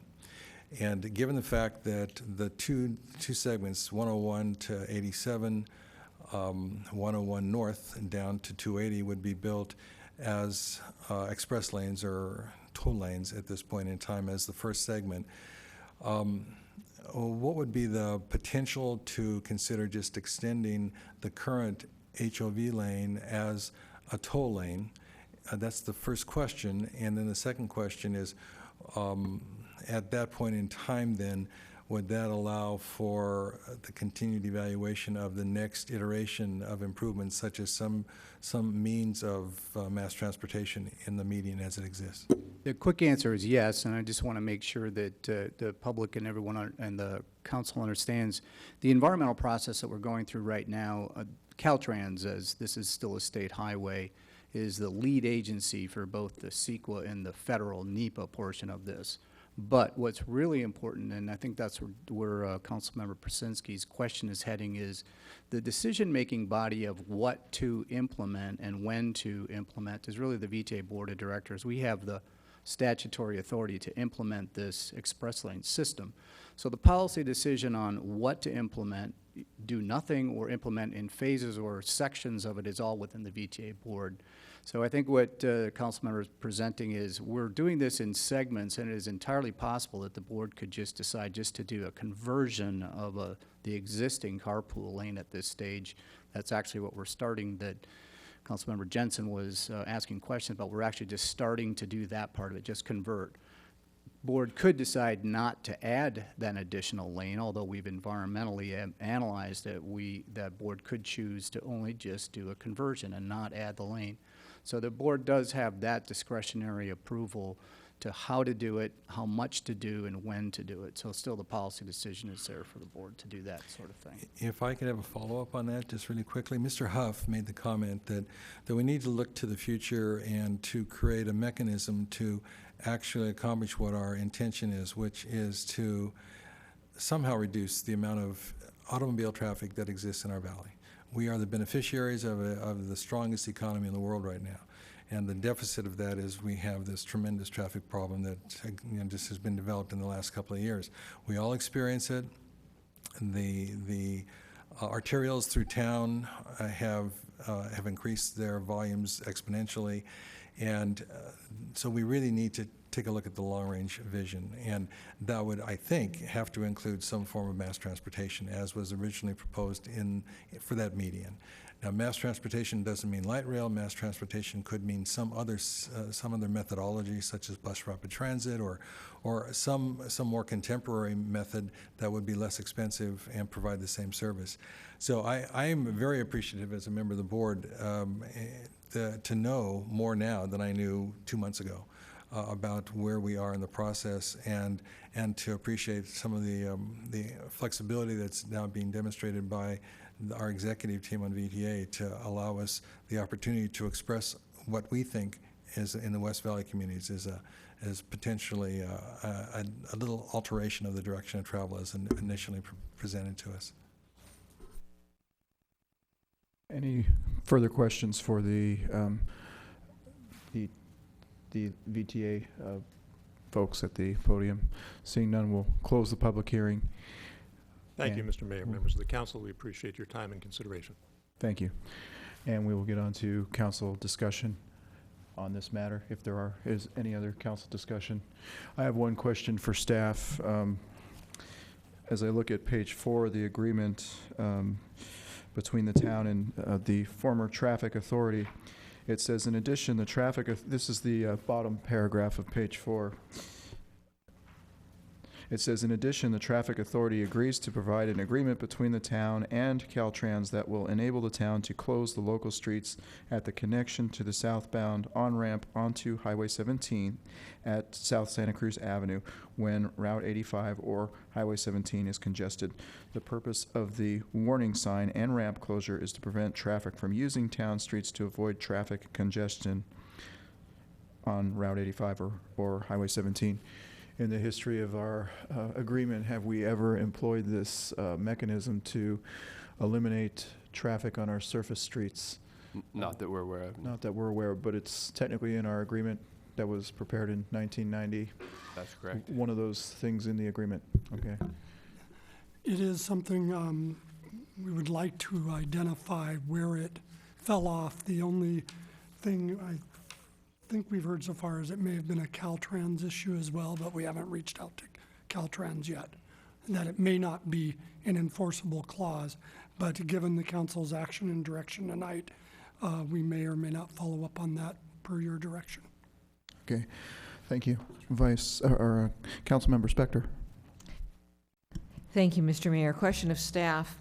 Do you have a sense, given what you've heard from Mr. Przinski and from the speakers, of the process or the timing for the town's implementation or consideration of paragraph 14?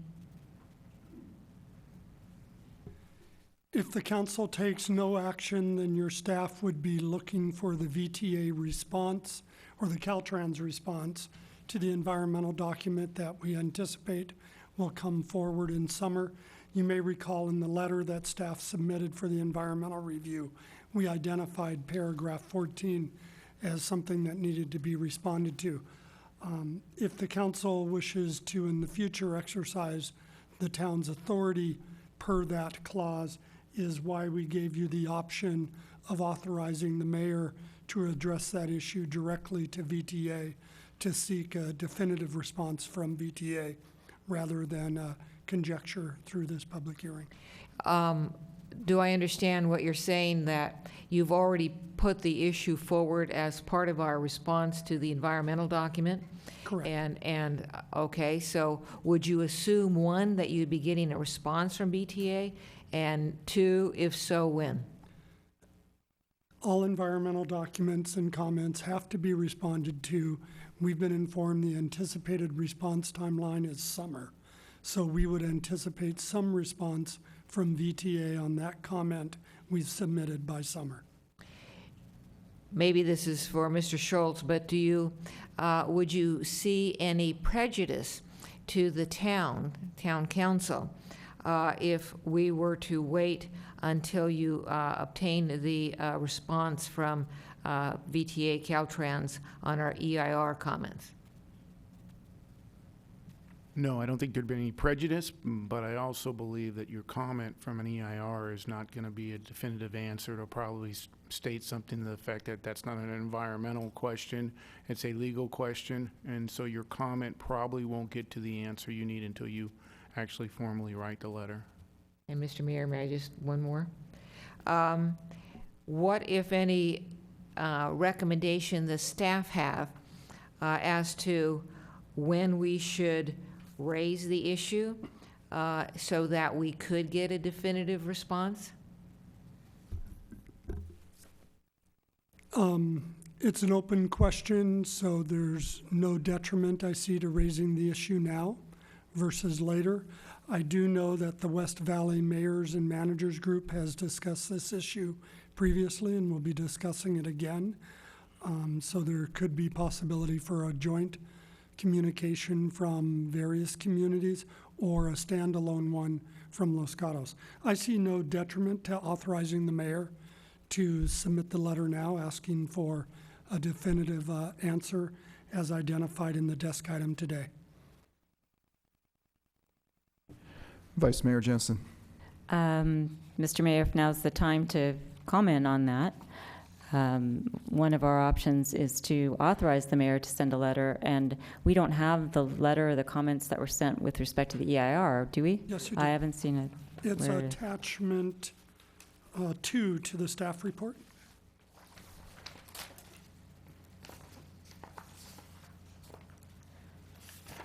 The original staff report, not today's desk item.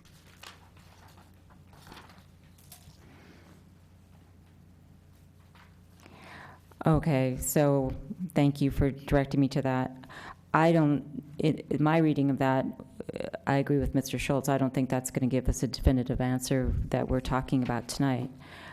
So at least for me, I would be one council person that would like to see us write a letter to the VTA board with respect to the agreement and get a definitive answer about their position.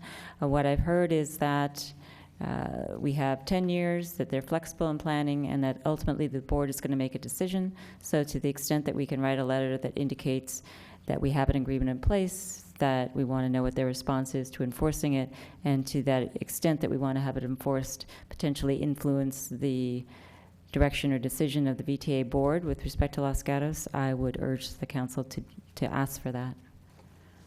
Councilmember Spector. I agree. Councilmember McNutt. Thank you, Mayor. Yeah, I also agree that we do have a legal document in place, and that we do need to make the assumption that it is still in place, and that the town has the right and responsibility to review. That doesn't mean that we're going to disapprove or approve, but that just it must come here. So I know you're using some legal terms up here, but I would not ask if they would agree, because I don't want an answer of no. I would just reaffirm that this is what the situation is, and that we will be, when they present a proposal for an actual additional lane, that we will be reviewing and agreeing to it or not at that time. Further discussion. So moving forward, we have direction. Do we need a motion? I do believe a motion authorizing the mayor to submit a letter pursuant to the council discussion would be appropriate. Vice Mayor. So moved. I'll second, and hope that I'm going to assume that included in that motion is Ms. McNutt's verbalization that we are confirming, we are not asking. Yes. And actually, the proposal that was presented to staff was that the letter to the Board of VTA would request compliance with all terms and conditions of the town's agreement. It wasn't asking anything. I would still confirm. Well, actually, what Mr. Larson just said sounds like a request to me. Confirming compliance sounds like a request that could result in a yes or no, which is what Councilwoman McNutt wanted to avoid. And my motion was intending to incorporate all the comments, both from Councilwoman Spector and Councilwoman McNutt, and that we would not put an ask in the letter. Okay. All right, so everyone in agreement? I'll call the question. All those in favor? Aye. Opposed? None. It passes unanimously. And that is our last item. Thank you for coming in, everybody. This meeting is adjourned.